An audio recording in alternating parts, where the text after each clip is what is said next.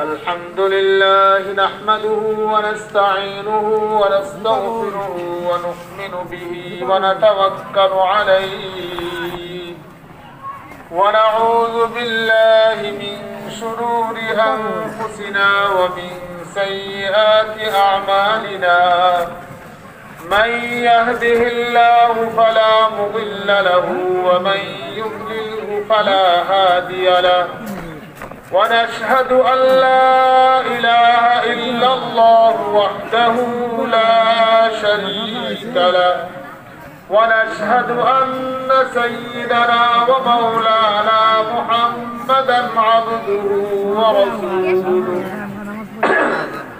أرسله إلى كافة الناس بشيرا ونذيرا وداعيا إلى الله بإذنه وسراجا منيرا أما بعد فأعوذ بالله من الشيطان الرجيم بسم الله الرحمن الرحيم قل يا عبادي الذين أسرفوا على أنفسهم لا تقنطوا من رحمة الله إن الله يغفر الذنوب جميعا إنه هو الغفور الرحيم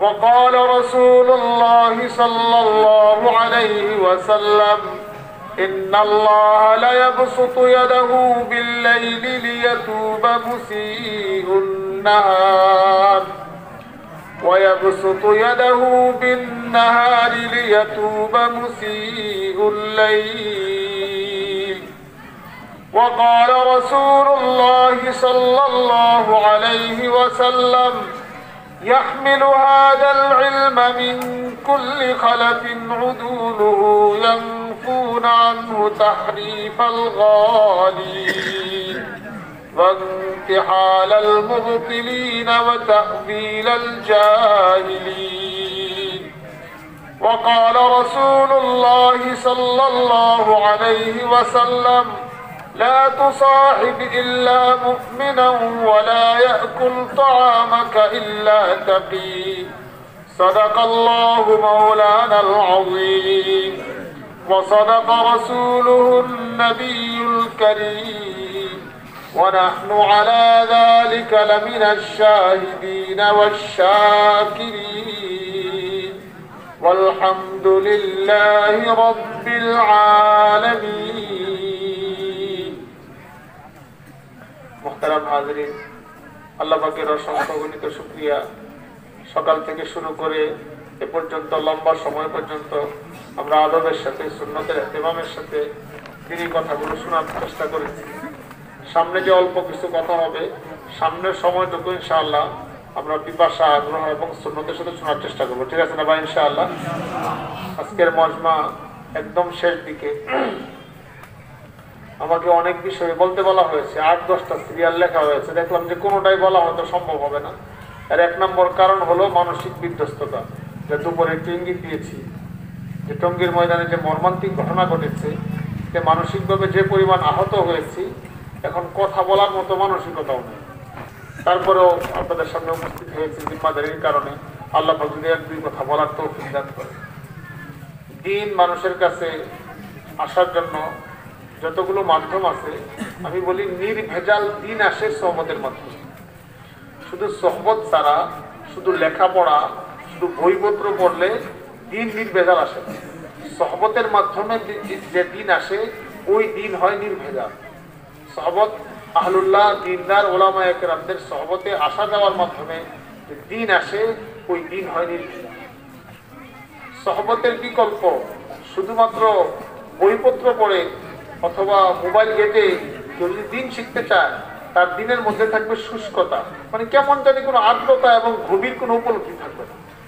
আর সোহবতের মাধ্যমে যখন মানুষ দিন শিখে, একজন লোককে দেখে, তার কথা শুনে, মজমায় বসে, জিন্দগি পরিবর্তন। সোহবত এটা পরিবেশটাও সোহবত।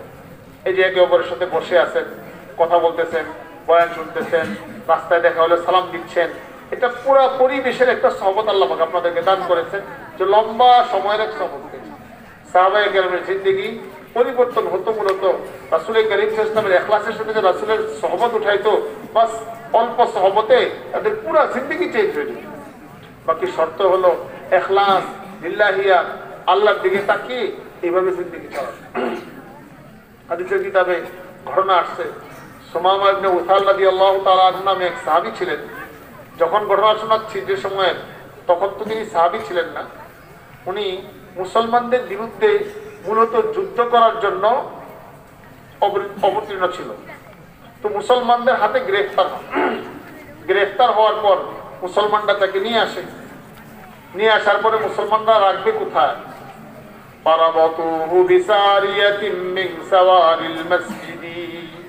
এটা মুসলমানদের আখলাক।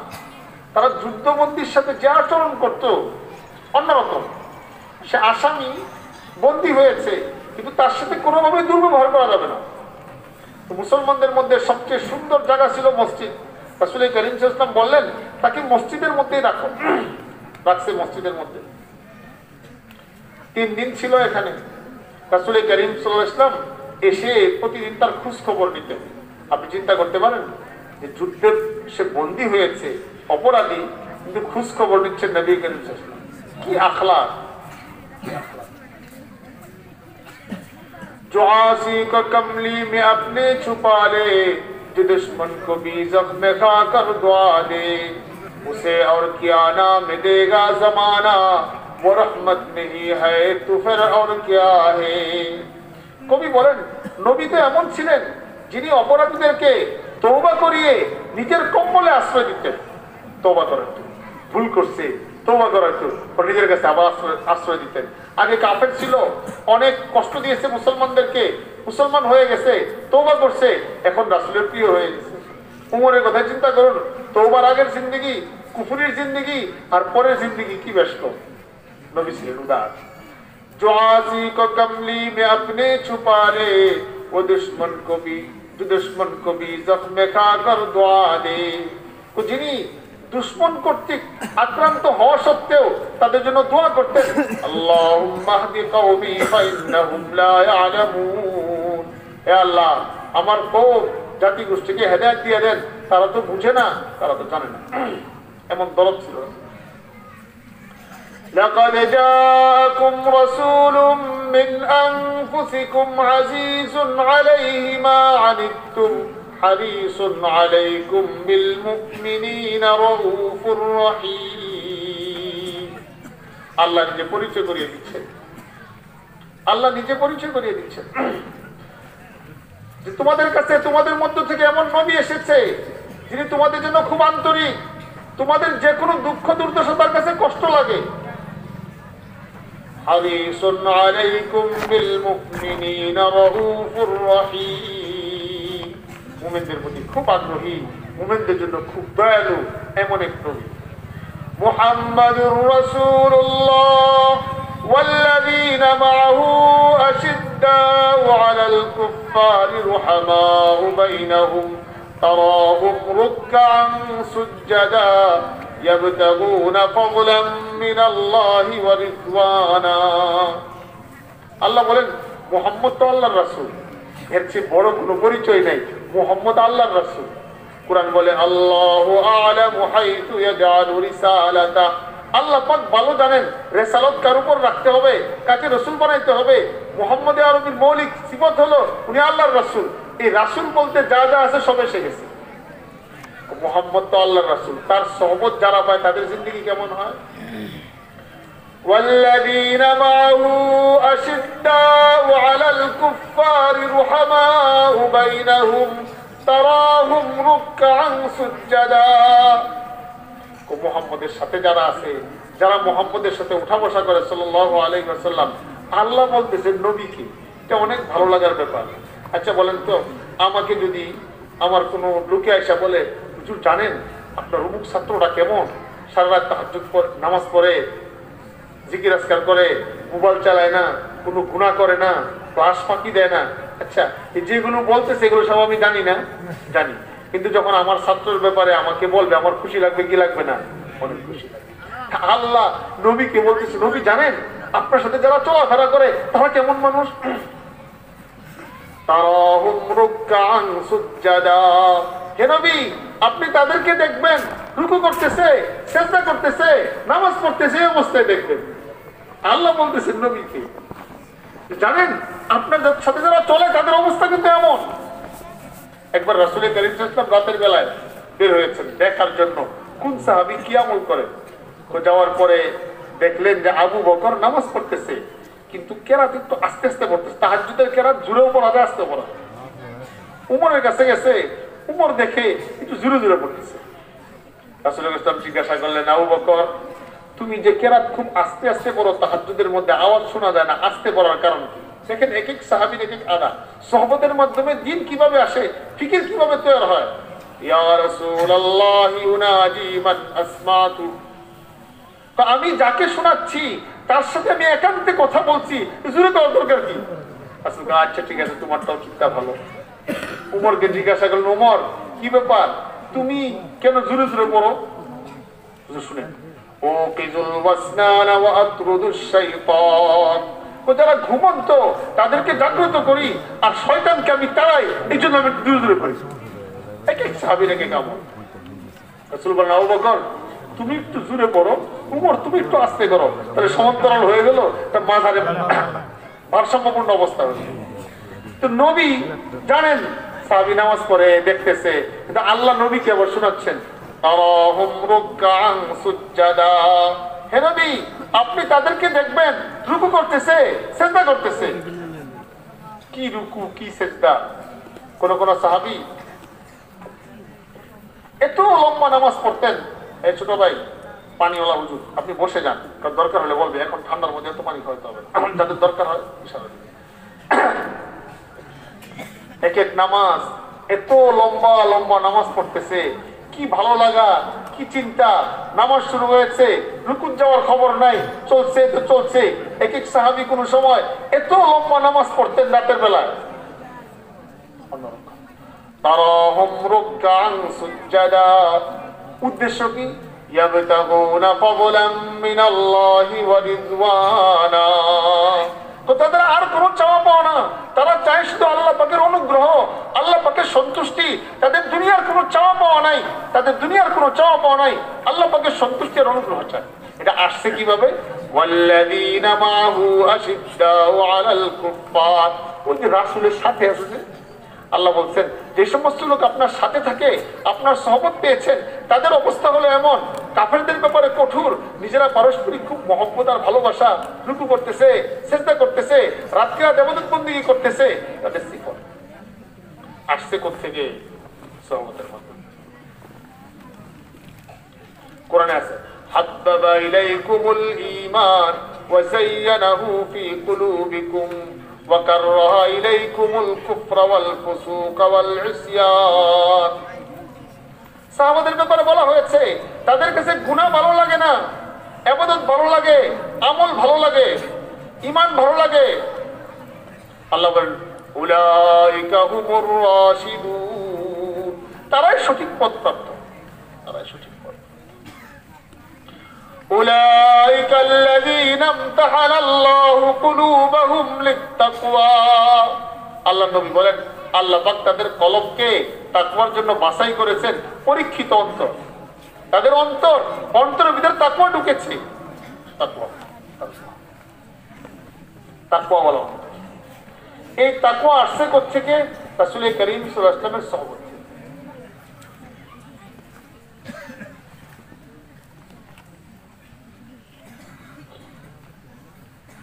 এক সময় যারা নিজেরা হেদায়েতের উপর ছিল না, এখন মানুষকে হেদায়েত দেয়, রাস্তা দেখায়, রাস্তা দেখায়।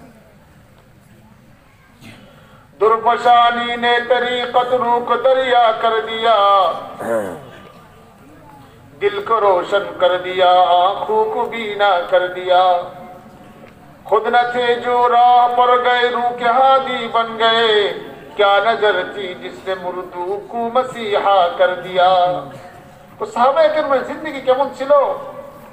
রাসূল যখন মুক্তা ছড়িয়েছেন, হেদায়েতের বাণী শুনিয়েছেন, সামান্য একটা বিন্দু থেকে তো মহাসাগর সৃষ্টি হয়ে গেল। যারা একসময় নিজেরা হেদায়েতের উপর ছিল না, এখন হাজারো মানুষকে তার রাস্তা দেখায় পড়তে। এটা হয়েছে সহবতের মধ্যে। সহবত ছাড়া দিন যদি আসে, ওই দিনের মধ্যে প্রাণ থাকবে না, জায়গায় জায়গায় অ্যাক্সিডেন্ট মুফেত্তার সম্মুখীন হবে, জায়গায় জায়গায়। এই জন্য দাওয়াতি তাবলীগের মেহনত খুব করেন। মনে রাখবেন, উলামাদের সহমত যদি না থাকে, এই মেহনত আপনাকে এমন অ্যাক্সিডেন্ট করবে, আপনাকে খুঁজেও পাওয়া যাবে না। বরং একটা আফসোস করতে হবে যে আমি বরং মেহনত না করে চুপ করে বসে থাকলে তো ভালো ছিল, নামাজ কালাম করতাম। এখন যে অবস্থা দেখতেছে। আর যদি উলামায়ে কেরামদের সহবত, দাওয়াতের মেহনত, আহলুল্লাহদের সাথে উঠা বসা করা সব যদি একসাথে জমা হয়, তাহলে এই মেহনতের মধ্যে পাওয়ার হবে, মেহনতটাকে সঠিক রাস্তা দেখাবে। আপনি এক্সিডেন্ট করেন। দাওয়াতি তাবলীগের মেহনত করতে করতে মনের মধ্যে একটা পিপাসা জাগ্রত হয়। আমাদের বড়দের চাওয়া পাওয়া ছিল এই মেহনতের মাধ্যমে তার দিনের মধ্যে দিন গ্রহণ করার জজবা তৈরি হবে। আর এই জজবাকে সে কাজে লাগাবে। উলামায়ে কেরামদের মজমায় যাবে, দিনদারদের কাছে যাবে, মাসলা মাসাইল জিজ্ঞাসা করবে, ফতোয়া বিভাগে যায় জিজ্ঞাসা করবে, তালাকের মাসলা কি, বিয়ে শাদীর মাসলা কি, আমার ব্যবসা বাণিজ্যের মাসলা কি, এগুলো জিজ্ঞাসা করে ঘরে সে আমল করবে। আমি একটা উদাহরণ দিই। অনেক সময় একজন পুকুর সিঁচার জন্য, পুকুর থেকে পানি সিঞ্চনের জন্য মেশিন লাগিয়েছে, অনেক দামি মেশিন। তো পানি টানা শুরু করছে, টানতে টানতে পানি সব চলে যাচ্ছে। শেষ পর্যন্ত মেশিন বন্ধ করে নাই, এখনো মেশিন চালু, পানি সব শেষ। আচ্ছা বলেন তো, মেশিনের পাইপ দিয়ে কি আসবে এখন? কাদা কাদা। দাওয়াতের মেহনত করার পরে যে পিপাসা জাগ্রত হয়েছে যে আমি দিন মতো চলবো, আল্লাহর সাথে সম্পর্ক করব, পিপাসা তৈরি হয়েছে। কিন্তু আমি পিপাসা পরিমাণ পানি যদি পান না করি, শুধু খালি পিপাসায় বাড়াচ্ছি, পানি যদি পান না করি, শুধু পিপাসায় যদি বাড়াচ্ছি থাকি, তো মেশিন তো চালু আছে, মেশিন চালু আছে।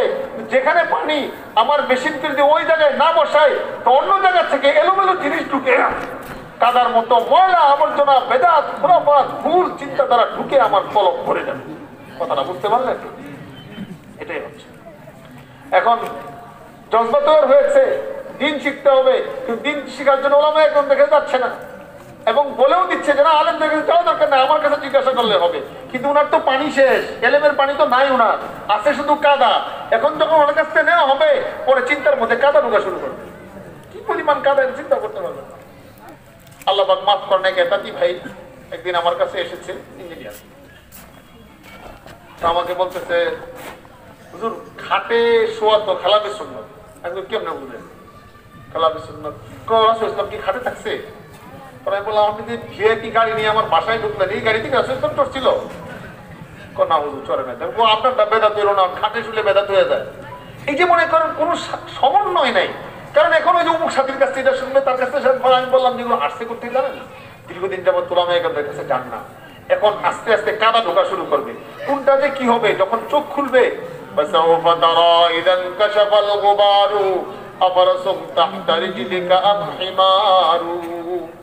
অতি ছোট্ট জানতে পারবে যে তুমি কি ধাঁধার উপর ছিলে না কিসের উপর সওয়ার ছিলে, পরে জানতে পারবে। পরে বলো, হুজুর তো জটিল সমস্যা। আমি আরো জটিল সমস্যা আপনাকে শুনেন। ওনাকে বললাম, শুনেন যে আপনাদের হযরতের কিছু, আমি একটা উদাহরণ দিলাম, শুনেন।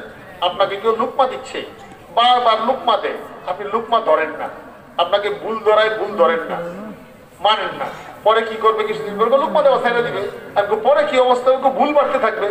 আমি দেখেন, উলামায়ে দেওবন্দ কিন্তু লুকমা দিয়েছেন, তাবলীগের মুরব্বীরা কিন্তু লুকমা দিয়েছেন, লুকমা কিন্তু ঠিক মতো ধরেন নাই। এখন কিন্তু কেউ ভুল হলে আর খবর দিবে না। সুতরাং এখন যে ভুলের সংখ্যা বাড়তে থাকবে, এই সংখ্যা জীবনেও শেষ হবে। এই জন্য ভাই, আপনাদেরকে ফিতনা থেকে বাঁচার জন্য বলছি, আহলুল্লাহদের সহবত, উলামায়ে কেরামদের সহবত, এবং উলামায়ে কেরামদের কাছে দ্বীন নেওয়ার অভ্যাস যদি না থাকে, পরে আর কিছু থাকবে না। দেখবেন একরামের সিফত চলে যাবে। দেখেন না, একরামের সিফত চলে যায়। এখন একরামুল মুসলিমের কাতলুল মুসলিমিন শুরু হয়েছে, মুসলমানদেরকে হত্যা করা। একরামুল মুসলিমের পরিবর্তে আসছে কি? কাতলুল মুসলিমিন, মুসলমানদেরকে হত্যা করা। এবং সবচেয়ে ভালো যারা যারা দ্বীন নিয়ে চলে, আখিরাতের ফিকির রাখে, তাদেরকে হত্যা করার জজবা তৈরি হয়েছে। এই মেহনত কোন জায়গায় নিয়ে গেছে চিন্তা করে? অনেক ভয়, অনেক ভয়। এই জন্য ভাই, সহবতের প্রতি খুব গুরুত্ব দেওয়া চাই। কথা বুঝতে পারতেছি ভাই? ওই যে ওই সাহাবী সুমামা ইবনে উসাল জেলে বন্দী হয়েছে, মসজিদে বাঁধা। রাসূল করিম সাল্লাল্লাহু আলাইহি ওয়াসাল্লাম এসে জিজ্ঞাসা করে, প্রতিদিন খোঁজ খবর নেই, কাইফা আনতা ইয়া সুমামাতু, সুমামা তুমি যে এখানে আমাদের কাছে বন্দী আছো, তোমার অবস্থা কি, স্বাস্থ্যের অবস্থা কি, মন মানসিকতা কি? ক্বালা আলা খাইরিন, ইয়া রাসূলুল্লাহ আমি খুব ভালো আছি, আমি খুব ভালো আছি। বাকি আরেকটু কথা আছে, ইন তুনিম আলা শাকিরিন ওয়া ইন তুনিম আলা শাকিরিন ওয়া ইন তাকতুল যাদামিন। হে মুহাম্মদ, এখনো তো মুসলমান হয় নাই, হে মুহাম্মদ আপনি যদি আমাকে হত্যা করেন আমি হত্যাযোগ্য আসামি, আমি অপরাধী, আর যদি আমাকে ইহসান করেন আমি আজীবন কৃতজ্ঞ থাকবো। রাসূল ইসলাম কিছুই বলেন না, রাসূল চলে গেছেন। দ্বিতীয় দিন এসে আবার রাসূল জিজ্ঞাসা করতেছেন, কি আখলাক, কাইফা আনতা ইয়া সুমামাতু, সুমামা তুমি কেমন আছো? আলা খাইরিন, হে মুহাম্মদ আমি খুব ভালো আছি। ইন তাকতুল যাদাবিন ওয়া ইন তুনিম আলা শাকিরিন, আপনি যদি আমাকে হত্যা করেন, একজন উপযুক্ত মানুষকে হত্যা করলেন, আর আপনি যদি আমাকে ছেড়ে দেন আমি আজীবন কৃতজ্ঞ থাকবো। আরেকটা প্রসঙ্গ আছে সাথে, ওয়াইন কুনতা তুরিদুল মালা ফাসালতুতা মা শিতা, আর যদি আপনার মালের প্রয়োজন হয়, টাকা পয়সার সংকট থাকে, আমাকে বলেন, অর্থ দিয়ে দেই, আমাকে মুক্তি দিয়ে দেন। রাসূল কিছুই বলেন না। এভাবে কথা হয়েছে কয়দিন? 2 দিন। আচ্ছা বলেন তো এই কথাটা বলতে কয় মিনিট লাগে? 2 মিনিটে সব শেষ। তৃতীয় দিন, কাইফা আনতা ইয়া সুমামাতু, সুমামা তুমি কেমন আছো? ক্বালা আলা খাইরিন, হে মুহাম্মদ আমি খুব ভালো আছি। ইন তাকতুল যাদামিন ওয়া ইন তুনিম আলা শাকিরিন ওয়া ইন কুনতা তুরিদুল মালা ফাসালতুতা মা শিতা, আমাকে যদি হত্যা করেন, হত্যা উপযুক্ত আমি মারতে পারেন, আমাকে যদি ছেড়ে দেন কৃতজ্ঞ থাকবো, আর যদি মালের প্রয়োজন হয় বলেন কত মাল লাগে, আমি মাল দিয়ে দিব, আমাকে ছেড়ে দেন। কয়দিন হলো? 3 দিন। মানে 3 দিনে তার মধ্যে পাওয়ার এসে গেছে, 3 দিনে পাওয়ার এসে গেছে। রাসূল বুঝতে পারছেন যা হওয়ার হয়ে গেছে। রাসূল কি বললেন? আতলিকু সুমামাতা, যাও যাও সুমামাকে ছেড়ে দাও, ছেড়ে দাও। সাহাবায়ে কেরাম বলেন, আরে আমাদের এত আর্থিক সংকট, কত পেরেশানির মধ্যে আছি, সুমামাকে কিছু টাকা নিলে বড় ব্যবসায়ী ছিল, কিছু কাজে লাগতো, ছেড়ে দিতে বললেন। আসলে রাসূল বুঝতে পারছেন তার বস্তিতে থাকার কারণে, এই সহবতের কারণে এমন প্রাণ সৃষ্টি হয়েছে, ছেড়ে দিলেও আর ছুটবে না সে, বুঝেন নাই? ছেড়ে দিলেও ছুটবে না। সহবতের আসর, নবীর সহবতের পরশ। সাহাবায়ে কেরামকে আমরা দেখলাম সে হুজুর হাউজের দিকে যাচ্ছে, আমরা বললাম জেলের আসামি মুক্তি পাইছে, দৌড় দিয়ে বাড়ি চলে যাবে, ওদিকে যায় কি জন্য? পরে কতক্ষণ পরে ফিরে আসছে। ফিরে আসতে কি বলছে জানেন? আশহাদু আল্লা ইলাহা ইল্লাল্লাহু ওয়া আশহাদু আন্না মুহাম্মাদান আবদুহু ওয়া রাসূলুহু। এই লোকটা 3 দিন পর্যন্ত জেলে থাকলো, জেলের মধ্যে কি সহবত পেয়েছে, রাসূলের সাথে অল্প একটু কথা হয়েছে, এর উসিলায় এই পরিবর্তন,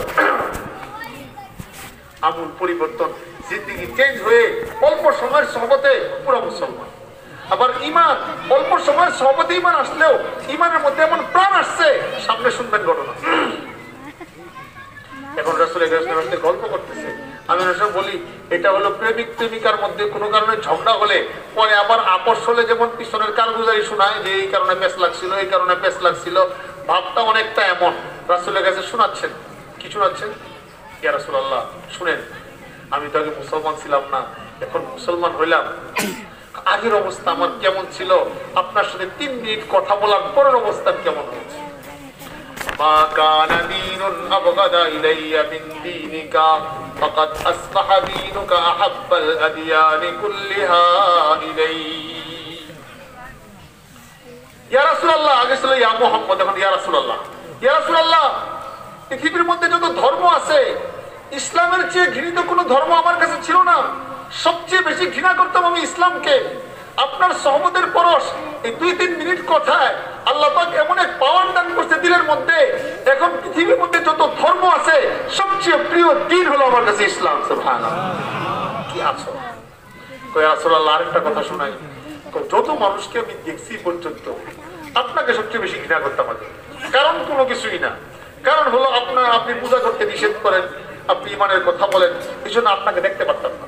সবচেয়ে ঘৃণিত ছিলেন আপনি আমার কাছে, আপনি সবচেয়ে ঘৃণিত ছিলেন। এখন হয়েছে ফাকাদ আসবাহা ওয়াজহুকা আহাব্বাল উজুহি কুল্লিহা ইলাইহি। পৃথিবীতে যত চেহারা আছে সবচেয়ে ভালো চেহারা আপনার, আপনার চেহারা আমার কাছে সবচেয়ে ভালো লাগে, এর চেয়ে ভালো চেহারা আমার কাছে। এক সাহাবী রাসূল ইসলামের দরবারে ঢুকছে, চাঁদের রাত, পূর্ণিমার চাঁদ। ঢুকার পরে সে দেখে তাকাচ্ছে। কি তাকাচ্ছ? কি ইয়া রাসূলুল্লাহ, বাহিরে একটা চাঁদ দেখে আসছে, পূর্ণিমার চাঁদ। ভিতরে ঘরে ঢুকে আরেকটা চাঁদ দেখেছি, এখন মিলাচ্ছি, বাহিরের চাঁদটা বেশি সুন্দর লাগলো না ভিতরের চাঁদটা বেশি সুন্দর লাগলো? কি বললাম, কি দেখলাম? হুজুর, ভিতরের চাঁদটা বাহিরের সেই চাঁদের চেয়েও অনেক আলোকিত, অনেক সুন্দর। সুবহানাল্লাহ। এই জন্য আলী রাদিয়াল্লাহু বলছেন যে রাসূলের যদি কেউ প্রশংসা করে সে সেই পর্যন্ত বলবেন যে আমি তার মতো এরকম কোন মানুষ পৃথিবীতে আর দেখি নাই, এটাই লামা ওয়া মিসলাহু কাত্তু, আগেও দেখি নাই, পরেও দেখি নাই, এছাড়া আর বলবে কি? चांद से तशबीह देना ये कहाँ इंसाफ है, चांद पर है छाया मदनी का चेहरा साफ है। कवि को अन्य भावे बोलছেন, चांद से तशबीह देना ये कहाँ इंसाफ है, चांद पर है छाया मदनी का चेहरा साफ है। চন্দ্রের সাথে রাসূল করিম সাল্লাল্লাহু আলাইহি ওয়াসাল্লামকে সাদৃশ্য দেওয়া, এটা কেমন ইনসাফের কথা হবে? চাঁদের গায়েও তো আমরা দেখতে পাই কিছুটা কালো কালো দেখা যায়, রেখা আছে, কিন্তু রাসূল করিম সাল্লাল্লাহু আলাইহি ওয়াসাল্লামের চেহারা তো সেই রেখাটা পর্যন্ত নাই, সুতরাং চাঁদের সাথে উপমা দিলে কিভাবে খান? এই যে মহব্বতের ধরন পাল্টে যাচ্ছে।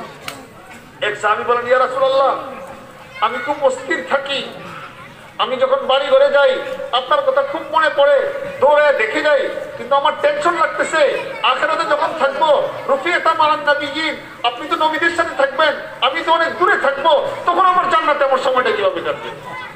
আল্লাহ পাক আয়াত নাযিল করেছেন, উলাইকাল্লাযীনা আন'আমা আল্লাহু আলাইহিম মিনান নাবিয়্যিন ওয়াস-সিদ্দীকিন ওয়াশ-শুহাদা'i ওয়াস-সালিহিন হাসুনা উলাইকা রাফীকা।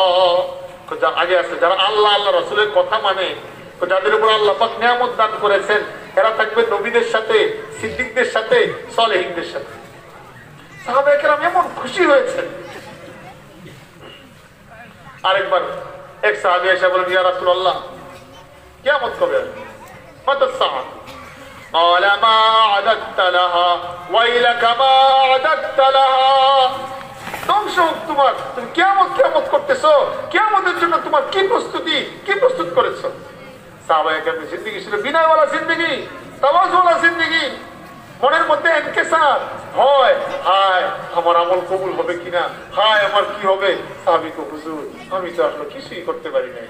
মা আদাতু লাহা মিন কাসীরিন মিন সালাতিন ওয়া সিয়ামিন ওয়া সাদাকাতিন। ইয়া রাসূলুল্লাহ, আমি কিয়ামতের জন্য বেশি নামাজও আমার কাছে নাই, বেশি সদকাও আমার কাছে নাই, বেশি আমল ইবাদত বন্দেগীও নাই, তোমার কাছে কিছু নাই, তুমি খালি কিয়ামত করো। হুজুর একটু ওয়ালাকিন্নী উহিব্বুল্লাহ ওয়া রাসূলাহু। ইয়া রাসূলুল্লাহ, তবে আমি আল্লাহকে মহব্বত করি, আল্লাহর রাসূলকে মহব্বত করি, রাসূলের সহবত উঠাই, রাসূলকে ভালোবাসি, আল্লাহকে ভালোবাসি, এটাই আমার চালান। রাসূল শুনে বুঝতে পারছেন এই মহব্বতের চালান নেতাকে কোন জায়গায় নিয়ে যাবে। রাসূল বুঝতে পারছেন। রাসূল সাহাবীকে সান্ত্বনা দেন, আল মারউ মা আনতা মা মান আহবাবতা, তুমি যাকে মহব্বত করো তোমার হাসর তার সাথে হবে। সুবহানাল্লাহ। পরে বুখারী riwayat-এর মধ্যে আছে, আনাস রাদিয়াল্লাহু আনহু আমার কোনো টেনশন নাই। কেন? ফাইন্নী উহিব্বু রাসূলুল্লাহি ওয়া আবু বকর ওয়া ওমর। আনাস রাদিয়াল্লাহু বয়স কম ছিল, খুব ইয়া করতো। সাহাবায়ে কেরাম এমন খুশি হয়েছে, সবাই কোনো টেনশন নাই। আনাস কয় আমার কোনো টেনশন নাই, রাসূলের 10 বছরের খাদেম ছিল, আমার কোনো টেনশন নাই, কারণ আমি রাসূলকে মহব্বত করি, আবু বকরকে মহব্বত করি, উমরকে মহব্বত করি, থাকবো তাদের সাথে। সুবহানাল্লাহ, কি ভালোবাসার কথা। কিন্তু সুন্নতের ইত্তেবা করে, বেদাত থেকে দূরে থাকে, তার দিনের মধ্যে রাসূলের প্রতি মহব্বত তো পারে। আল্লাহ তাকে মহব্বত করা শুরু করে, তার মহব্বত করে আল্লাহ রাসূলের সাথে। قل إن كنتم تحبون الله فاتبعوني يحببكم الله। আয়াত আমরা বারবার শুনেছি, তোমরা আমার অনুসরণ করো, আল্লাহ তোমাকে মহব্বত করবে। আর যে যাকে মহব্বত করে তার আবার তার প্রতি মহব্বত সৃষ্টি হয়। আপনি যে একটা লোকের কথা দীর্ঘদিন যাবৎ শুনতেছেন, কোনোদিন দেখা সাক্ষাৎ হয় না, তো আপনার ধীরে ধীরে একটা মহব্বত তৈরি হয়ে যাবে না? আমার ঢাকাতে এক ডাক্তার সাহেব আছে, দীর্ঘদিন যাবৎ আমার কাছে মাসলা নেই, এখনো দেখি নাই চেহারা। উনি মানে আমার সাথে দেখা হয় না, তুমি বলে হুজুর দেখা কখন হবে, এমন কি হবে যে হাসরের ময়দানে দেখা হবে? অনেক মহব্বত করে, কোনো কিছু হলেই ফোন দেয়, কিন্তু আমিও দেখি নাই, উনি আমাকে দেখেন। এখন একটা আগ্রহ তৈরি হয়েছে, না দেখা সত্ত্বেও আগ্রহ তৈরি হয়ে গেছে না? তেমনি ভাবে যদি কারো কথা মানে, কাউকে ভক্তি শ্রদ্ধা করে, দূরে থাকলেও তার প্রতি মহব্বত তৈরি হবে। যে যত রাসূলের সুন্নতের ইত্তেবা করবে, কিন্তু সুন্নতের অনুসরণ করবে, তার দিলের মধ্যে রাসূলের প্রতি তত মহব্বত তৈরি হবে। এই মহব্বত হবে খাঁটি মহব্বত। তাসির রাসূল ওয়া আনতা তুযহিরু হুব্বাহু হালা লা'মরি ফিল ফিআল বাদিউ লাউ কানা হুব্বুকা সাদিকান লা আতা'তাহু ফাইন্নাল মুহিব্বা লিমান ইউহিব্বু মুতিউ। কবি বলেন, তুমি রাসূলের নাফরমানি করবা আর তার ভালোবাসা দেখাইবা, এটা আশ্চর্য কথা। যেটাকে মহব্বত করে, যেটাকে মহব্বত করে তার অনুসরণ সে করে। তো মহব্বত বাড়ে একটিবার মাত্র, একটিবার মাত্র। তো ওই সাহাবী বলতেছে, ইয়া রাসূলুল্লাহ, আপনার চেহারা ছিল আমার কাছে সবচেয়ে ঘৃণিত, এখন কি হয়েছে? এখন আপনার ছাড়া কোনো কিছুই বুঝি না, আপনার চেহারা হয়ে গেছে আমার কাছে সবচেয়ে প্রিয় চেহারা। সুবহানাল্লাহ। এরপরে বলতেছি, ইয়া রাসূলুল্লাহ, আরো কাহিনী আছে।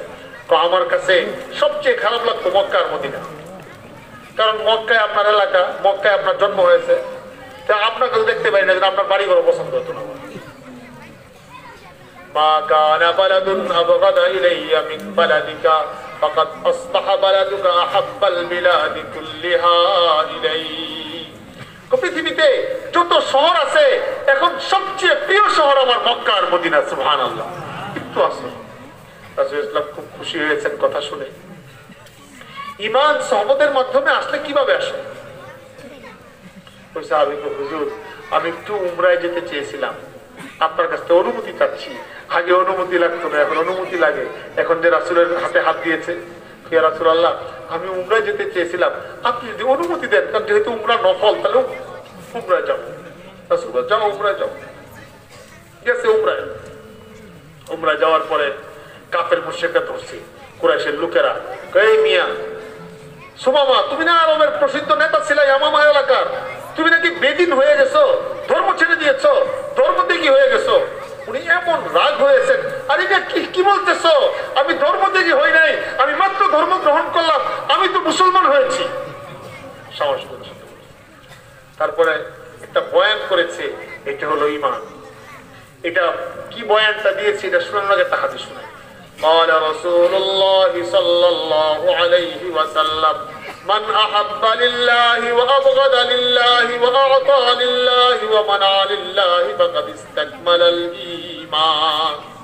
যে কাউকে মহব্বত করে আল্লাহর জন্য, কার জন্য মহব্বত? আল্লাহর জন্য। এটা কিভাবে বুঝবেন? এক ছেলের সাথে এক ছেলের খুব ভালোবাসা ছিল, মহব্বত ছিল, একসাথে চলাফেরা করতো। এখন ছেলে মদ খায়, এখন মহব্বত আরো বাড়ছে, সেও বসে বসে মদ খায়।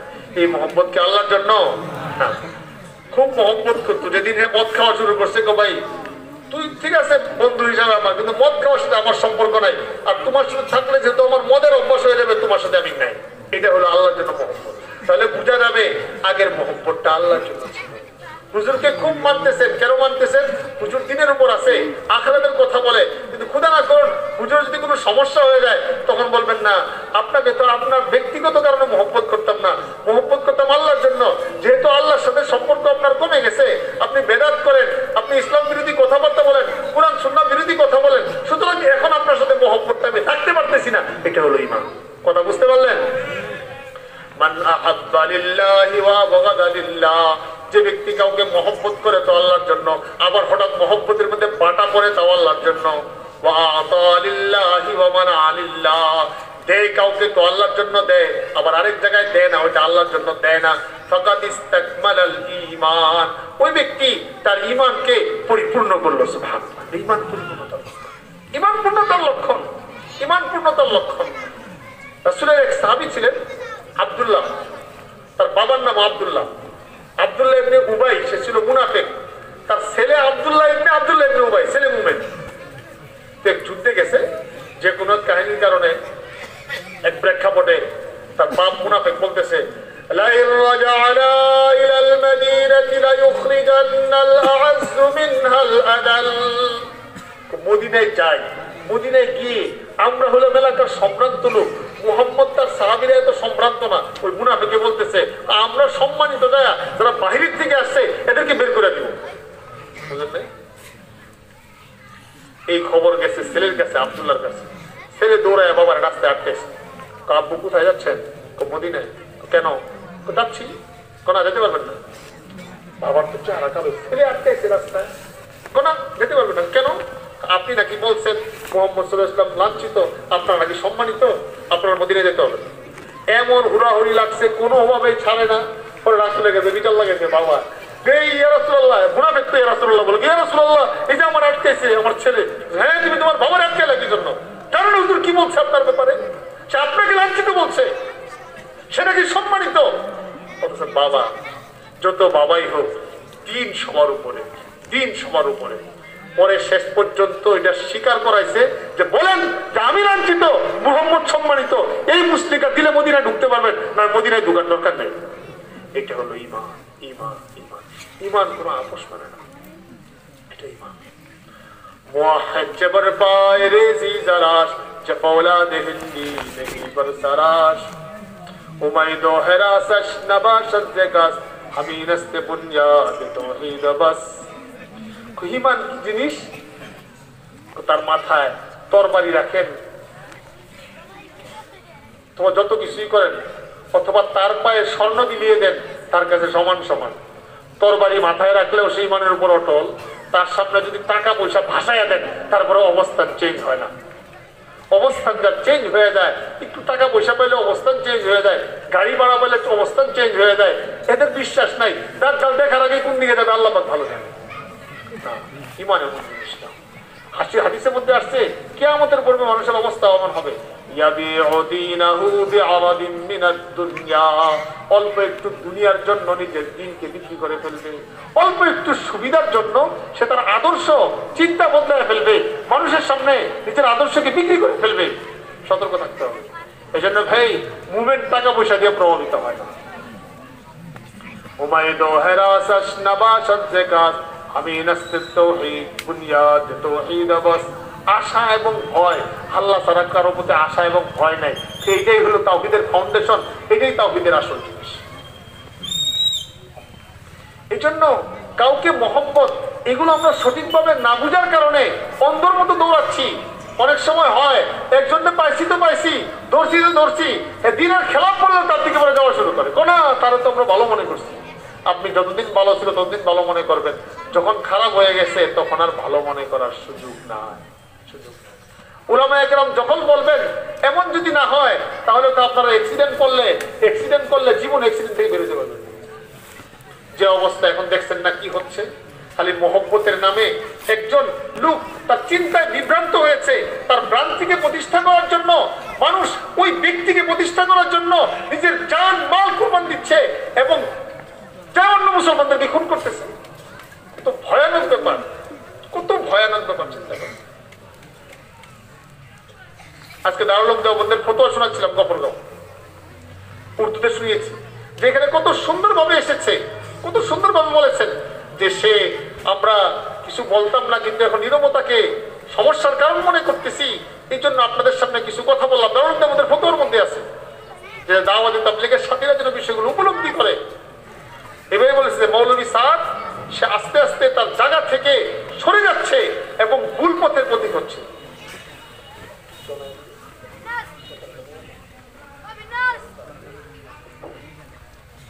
এই জন্য ভাই বিষয়গুলো বোঝা দরকার। আমার আজকে কোনো বিষয় নাই, আয়াত পড়ছি যেগুলো কাছেও যেতে পারি নাই, বললাম না এমনি কথা বলতেছি, আপনারা শুনতেছেন, আমি বলতেছি, বিষয় তো সব হারায় গেছে। উম্মতের যখন পেরেশানি থাকে তখন আর উম্মতের যারা চিন্তা করে, সবারই আপনাদের একই অবস্থা, সবারই পেরেশান, দেখতেছি তো চেহারার অবস্থা। এই জন্য ভাই কারো মহব্বত এমন অন্ধ মহব্বত যে কোনোভাবেই চলবে না, যে না আমার ব্যক্তিকে প্রতিষ্ঠা করতে হবে, না আমার দিন প্রতিষ্ঠা করতে হবে, ব্যক্তি না দিন প্রতিষ্ঠা করতে হবে। হ্যাঁ, ব্যক্তি যদি দিনের উপর থাকে করে এবং যদি ওলামায়ে কেরাম বলেন দিনের উপর আছে, মানবো, আর না মানার মাসলা নাই।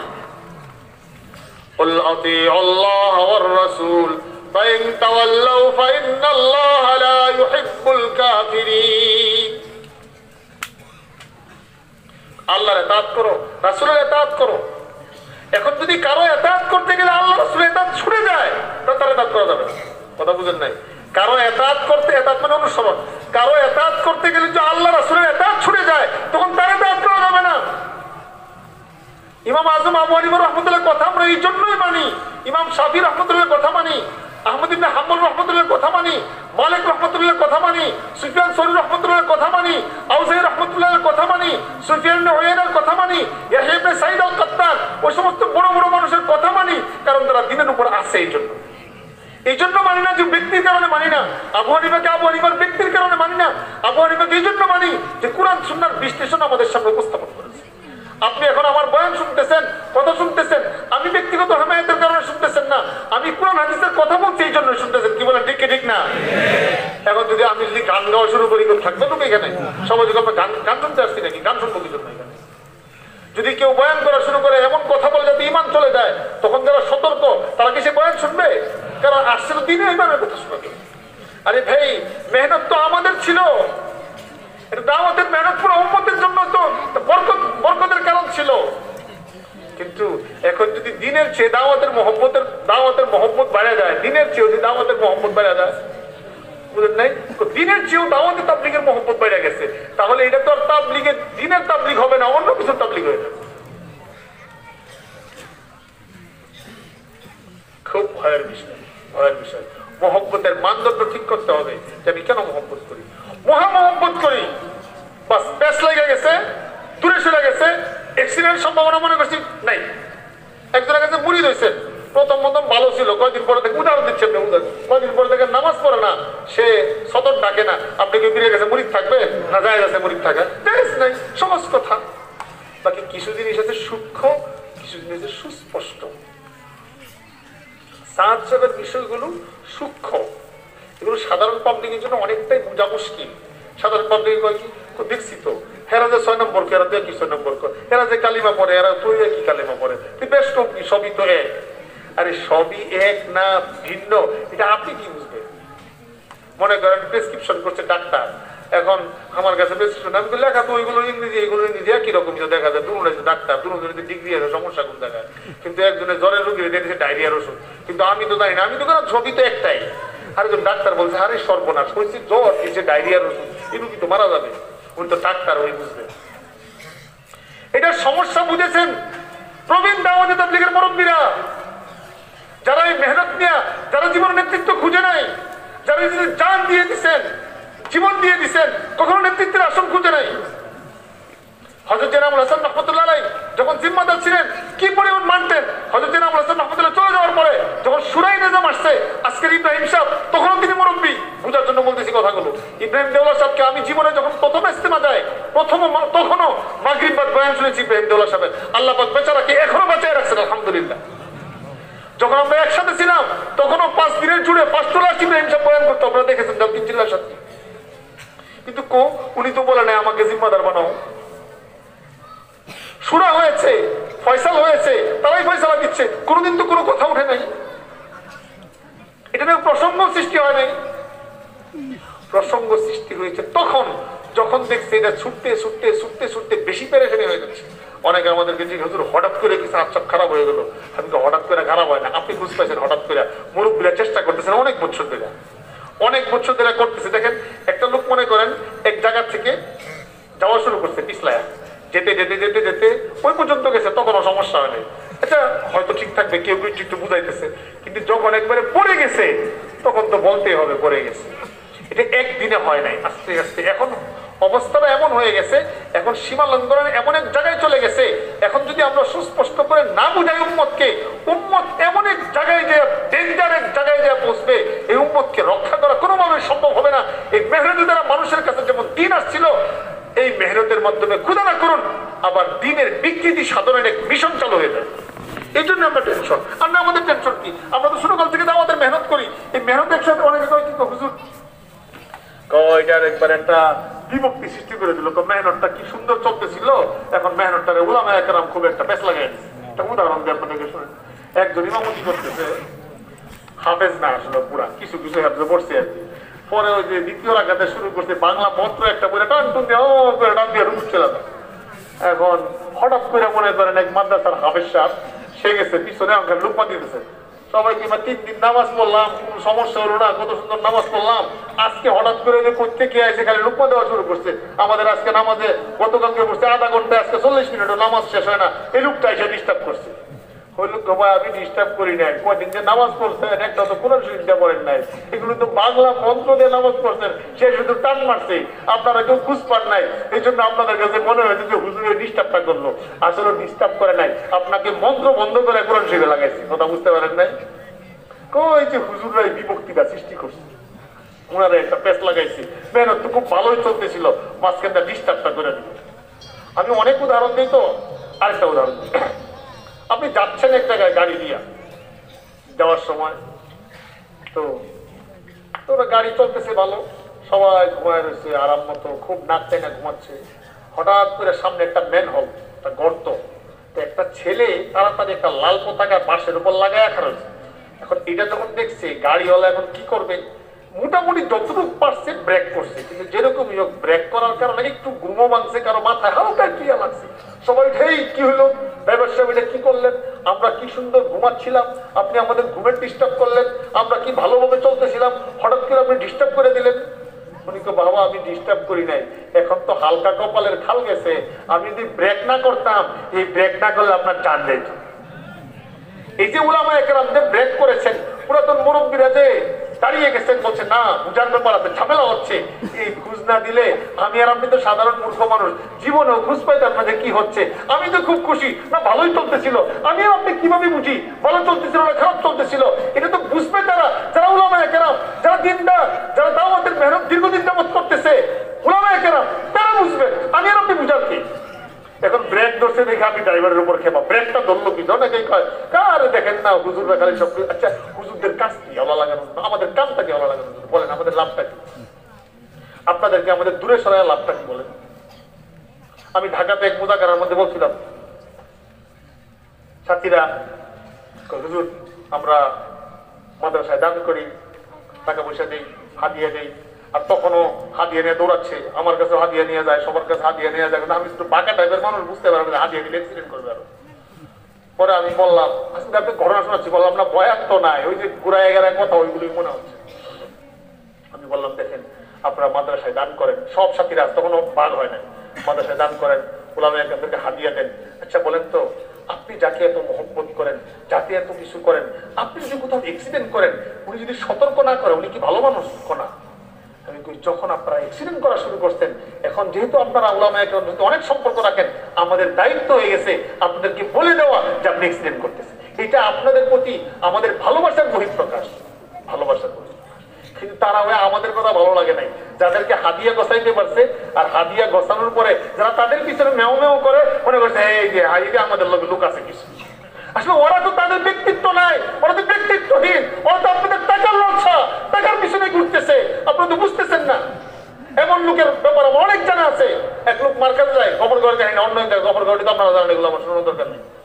কইতেছে মার্কেট আসছি জন্য একজনে ফোন দিয়ে জিজ্ঞাসা করছে, আরে জানি তো সবই উল্টা পাল্টা, আমাদের টাকা পয়সার দরকার, ঝামেলায় আছে, কয়দিন দাম উপরে ঠিক হয়ে যাবে।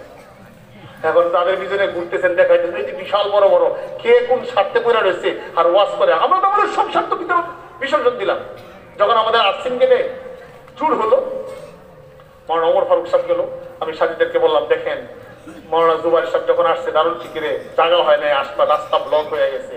এখন জুবাইর সাহেব হুজুর আসলে আলহামদুলিল্লাহ আল্লাহ পাক মানুষ তৈরি করে দিয়েছেন, হাজারো মানুষ মুসাফা করবে, কিন্তু আপনাদের মতোই বিকৃত চিন্তার মানুষরা সামনে আসবেন না। তাহলে আপনাদেরকে দৌড়ায় হুজুরদের লাভটা কি? আপনি তো মুসাফা করতেন, আপনি তো জুতা রসুলা করে দিতেন, তা আমরা এই সব স্বার্থ ছাড়লাম কি জন্য? চিন্তা করছেন কখনো? এই যে মনে করেন যে সমস্ত ভাইরা অনেক দুনিয়ার লাইনে অনেক কিছু করতো, কত কিছু করতো, তা আমাদের গায়ে পড়ে তাদেরকে দূরে সরে আমাদের লাভটা কি? তারা কাছে থাকলে আমাদের সুবিধা না। এই সুবিধা একটাই, আল্লাহর কাছে জবাবদিহিতা করা, আল্লাহর ভয়। আমরা কি জবাব দিব আল্লাহর কাছে? আমাদেরকে জিম্মাদারি দেওয়া হয়েছে, এই জন্য আমাদের বলতে বাধ্য হচ্ছি। অনেক ভাই বলেন যে হুজুররা খালি কি বোধ করে। আরে ভাই একটা ঘটনা শুনে, ইয়াহইয়া ইবনে সাঈদ আল কাত্তান রাহমাতুল্লাহ আলাইহি এক বড় বুজুর্গ ছিলেন, অনেক বড় মুহাদ্দিস, উনি অসুস্থ, শুয়ে আছে। ওনার খাদেমকে জিজ্ঞাসা করে, আবু বকর খাল্লাদকে, কাইফা তারাকতা আহলাল বাসরা, বসরার লোকেরা আমার ব্যাপারে কি বলে? হুজুর, সবাই তো ভালো বলে, একটা টেনশন করে। আপনি হাদিস গবেষণা করতেন, বিভিন্ন মন্তব্য করতেন, হাদিস বর্ণনাকারী অমুকের কি অবস্থা, অমুকের কি অবস্থা, সবাই তুই যে আপনি কি বোধ করতেন, এটা নিয়ে একটু টেনশন করে। উনি শোয়ার থেকে উঠছে, শুয়েছিল। উনি আরে বেটা শোন, আমার কাছে এই সমস্ত পাবলিকের বিপদের কথা বলতেছো, আমি তো ভয় করতেছি এটা, এই পাবলিকটা যদি আমার বিপক্ষে মামলা দায়ের করে হাসানের ময়দানে, এটাকে আমি ভয় পাই না। আমি ভয় পাই রাসূল যখন মামলা দায়ের করবে আর রাসূল বলবেন আমার নামে মিথ্যা হাদিস বানানো হয়েছিল, জাল হাদিস চালানো হয়েছিল, তুমি জানতে, তুমি সতর্ক করলে না, ওই মামলার ভয়ে আছি। এই পাবলিক কি বলবে এটার ভয় আমি করি না। কথা বুঝেন নাই? এখন আমাদেরকে শোনায় গীবত শেখায়ত হয়ে যাচ্ছে। আপনি নবীর বিরুদ্ধে কথা বলতে পারবেন, আপনি সাহাবের বিরুদ্ধে কথা বলতে পারবেন, তাতে সমস্যা হয় না। আমরা শুধু বলবো এটা যে কেন সাহাবের বিরুদ্ধে বলছেন, এটা হয়ে গেছে কি বল। আমি তো আরো উদাহরণ দিই। চুট ঢুকছে বাড়িতে, বুঝছেন? চুট ঢুকছে কারো বাড়িতে, এখন চুরি করতেছে, বাড়িওয়ালাটা চোখ খুঁজছে, বাড়িওয়ালা সুরে 6 নম্বর শোনায়, হুজুর জীবনেও গীবত শেখায়ত কিন্তু করা যায় না, মুসলমানদের মানছ, আমি কিন্তু মুসলমান চুর, আমি চুরি করবো, আপনি কিন্তু কিছু বলতে পারবেন না, বাইরে যাও কইতে পারবেন না, পরে কিন্তু গীবত হয়ে যাবে, আমার কাম আমি সারি, আপনি শুয়ে থাকেন। তখন আপনি কি করবেন? বলেন কি করবেন? শুয়ে থাকবেন? তখন তো মাসলা ঠিক মনে থাকে।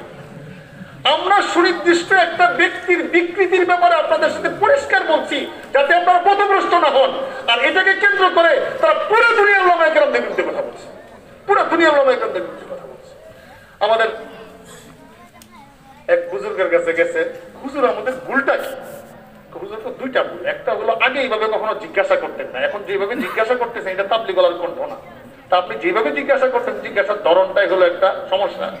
আরেকটা হলো আর কিছু দরকার নাই। এই যে আপনাদের আস্তে আস্তে আমি একে তাতিরে তিন দোষী খবর করে আমি বললাম যে আল্লাহ বেচারা হেদায়েত দান করুন। আমি একটু চিন্তা করেন তো, এই সময় যাচ্ছে, আপনি আলেমদের প্রতি কি আপনার ভালোবাসা বাড়ছে না কমছে? অনেকক্ষণ চুপ করে রয়েছে, পরে তো না হুজুর এটা সমস্যা আসলে কমতে আছে। আমি তো বুঝালেন ভালোবাসা কার বাড়তেছে? যে আমার কথায় চলে তার প্রতি ভালোবাসা বাড়তেছে। সহজ, এখন তো মৃত ব্যক্তির ব্যাপারে কথা বলা যায়। মাওলানা ফখরুল ইসলাম শাহবাজুর রহমাতুল্লাহ আলাইহি ছিলেন, আপনারা সবাই মহব্বত করেন, আমার বড় ভাই, আপনাদের কারো শায়েখ, সবারই মহব্বতের। উনি কত সুস্পষ্টভাবে কথাগুলো বলেছেন, বুঝিয়ে বুঝিয়ে। আর এখন মাওলানা ফখরুল ইসলাম সাহেবের বিকল্প কাদেরকে খেলা করা হবে? যারা তাতিয়ারা বলে কান্দে, গরে হুজুর কি ভালো ছিল, আর বাদ দেন কান্দাকান্দির কথা। আপনি তার আদর্শ মানে না, ঢাকা রেখে তাতিরা মনে টঙ্গিতে আসছে মারামারি করার জন্য, যেটা খুব কট্টর। একদিন এসে বলতেছে আমার, আরে হেমায়ত সাহেব আমার পিসা, আমি তো 5 দিন এরকম পিসা, আসলে আপনি পিসা না, মুড়ি ধরে আমার কাছে মাসলা আমার কাছে জিজ্ঞাসা করে, আমি তো ওইটা কেমন পীর, যে পীরের আদর্শ মানে না, আপনি ধরেন আপনারটা নিয়ে, আর দরকার হলে হেমায়ত সাহেব আমার পিসা। এগুলো একটা ভণ্ডামি, প্রতারণা। হুজুরের মহব্বত একবারে শেষ। আর এই হুজুর যে কড়া কথা বলছে ওয়াজিবুলগুলোর মধ্যে, ব্যক্তিগতভাবে আমরা আরো দীর্ঘদিন যাবত আলোচনা করতেছি যে মেহনতটাকে কোন জায়গায় নিয়ে যাচ্ছে, বড় ভাইদেরও পরিষ্কার বলছে। আরে সামনে তো দেখতেছি আরো ভয়ের কথা, যে কোন দিকে নিয়ে যাবে মেহনতকে। একদিন কাকাল যাচ্ছিলাম আমি আর বড় ভাই, হেঁটে হেঁটে শান্তিগঞ্জ থেকে, নীরব রাস্তা, ফজরের পরে। আমি বললাম ভাই কি হবে? আমার দুই ভাই বলছে, দেখো ভাইসা বলছে, দেখো যা হবে হবে, আমরা তো হকের সাথেই থাকবো, কিন্তু কষ্ট লাগে আর কি, আমাদের চোখের সামনে মানুষগুলো পথ নষ্ট হয়ে যাবে, পথ নষ্ট হয়ে যাবে। হুজুর খুব ভালো, কিন্তু আমি তো আবার মজা করে বলি, হক্কানি আলেম হওয়ার মানদণ্ড কি ওদের কাছে জানেন? আজকে সব খোলামেলা বলে ফেলতেছি। হক্কানি আলেম কাকে বলে তাদের কাছে একটা সংজ্ঞা আমি শোনাই। এটা হলো যে সাত সাতকে মানে। হক্কানি আলেম হলো যে সাত সাতকে মানে। সহজ, আপনাদেরকে বুঝাইতে সহজ। আচ্ছা বলেন তো, মাওলানা ফখরুল ইসলাম সাহেব আর কি দোষ? তাদের কাছে কি দোষ? তারা তো বলে হুজুরের মতো কোনো মানুষ বলে তারা পায় না, এত ভালো মানুষ। তাহলে হুজুরের সে দুষ্টা কি? আমি আমার জীবিত আছে, আমার ডাবা দিয়ে দিলাম, দুষ্টা কি? তার সাথে লেনদেন আছে, টাকা পয়সার কোনো কিছু আছে, হঠাৎ করে খারাপ কেন হয়ে গেল? আর যাদেরকে আগে দেখতে পারতো না, যাদেরকে বয়ান করলে তাই না নামায় ফেলতো, তারা এখন হঠাৎ করে ভালো হয়ে গেল, বুজুর্গ হয়ে গেল। মূল কারণটা কোন জায়গায়? ওই যে সাত সাতকে মানে, আর এই সাত সাতকে মানে না। তাহলে তো মূল মানদণ্ড এটা হয়ে গেছে। দেখবেন আপনারা যারা এখানে বয়ান শুনতেছেন, আপনি ওটা ফাঁকি টিকি লাগে যা বললেন যে আমি মাশাআল্লাহ আমি ভালো মেহনত করতেছি, দেখবেন কালকে আপনি বুজুর্গ হয়ে গেছেন। আপনারা পারলে আলেমও বলে দিব, সাইগুলা কিছু বলে দিতে পারে, কোনো সমস্যা নাই, বুঝলি? আপনি মানছেন যে। আচ্ছা বলেন তো, এটা কি হক্কানি হওয়ার কোনো মানদণ্ড? কি অবস্থা, আপনাদেরকে কি বুঝাবো? আপনাদের আসলে এত বুঝানোর আমাদের দরকার নেই, আপনাদের বোঝা দরকার এটা হুজুরা যা বলে ওইটাই ঠিক। কি বলেন, ঠিক কি ঠিক না? এটা আপনাদের বোঝা দরকার। কথা, কিন্তু তারপরে ওই যে নগদ গণনা করছে, এখন আর সহ্য করতে পারতেছি না, যে আলাপটা রুমে বসে করতাম এটা আজকে মাহফিলে আলাপটা করতেছে।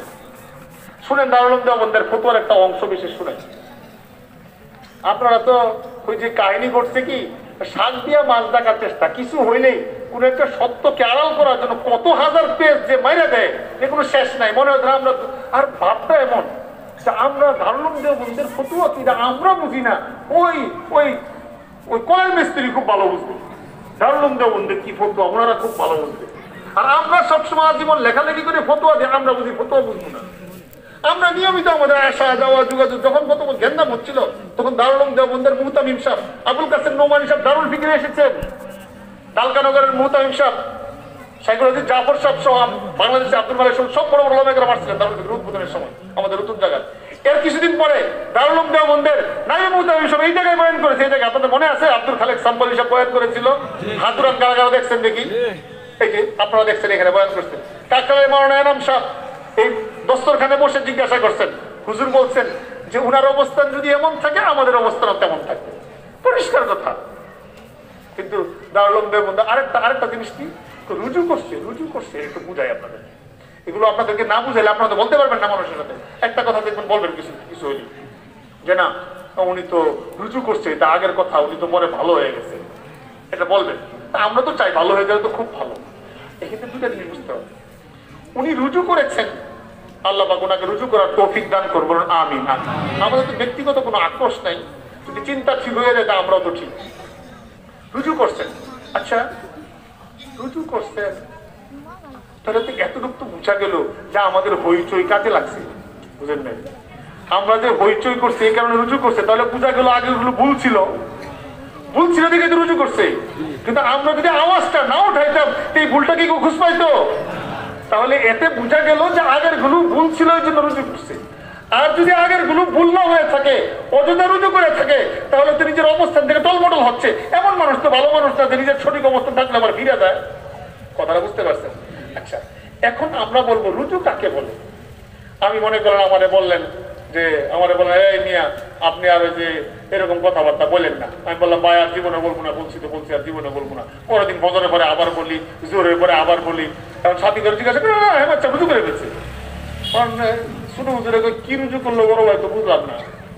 গতকালকে রুজু করলো, কিন্তু আগের যে আরো মারাত্মক কথা ওইটা সহ পরের দিন ফজরে পরে বললো। এটা আবার কোন রুজু? কথাটা বুঝেন নাই। কিছুদিন আগে দারুল উলুম দেওবন্দের বাংলাদেশ একটা পেরেশানি সৃষ্টি হয়েছিল গত আসতে পারে আগে।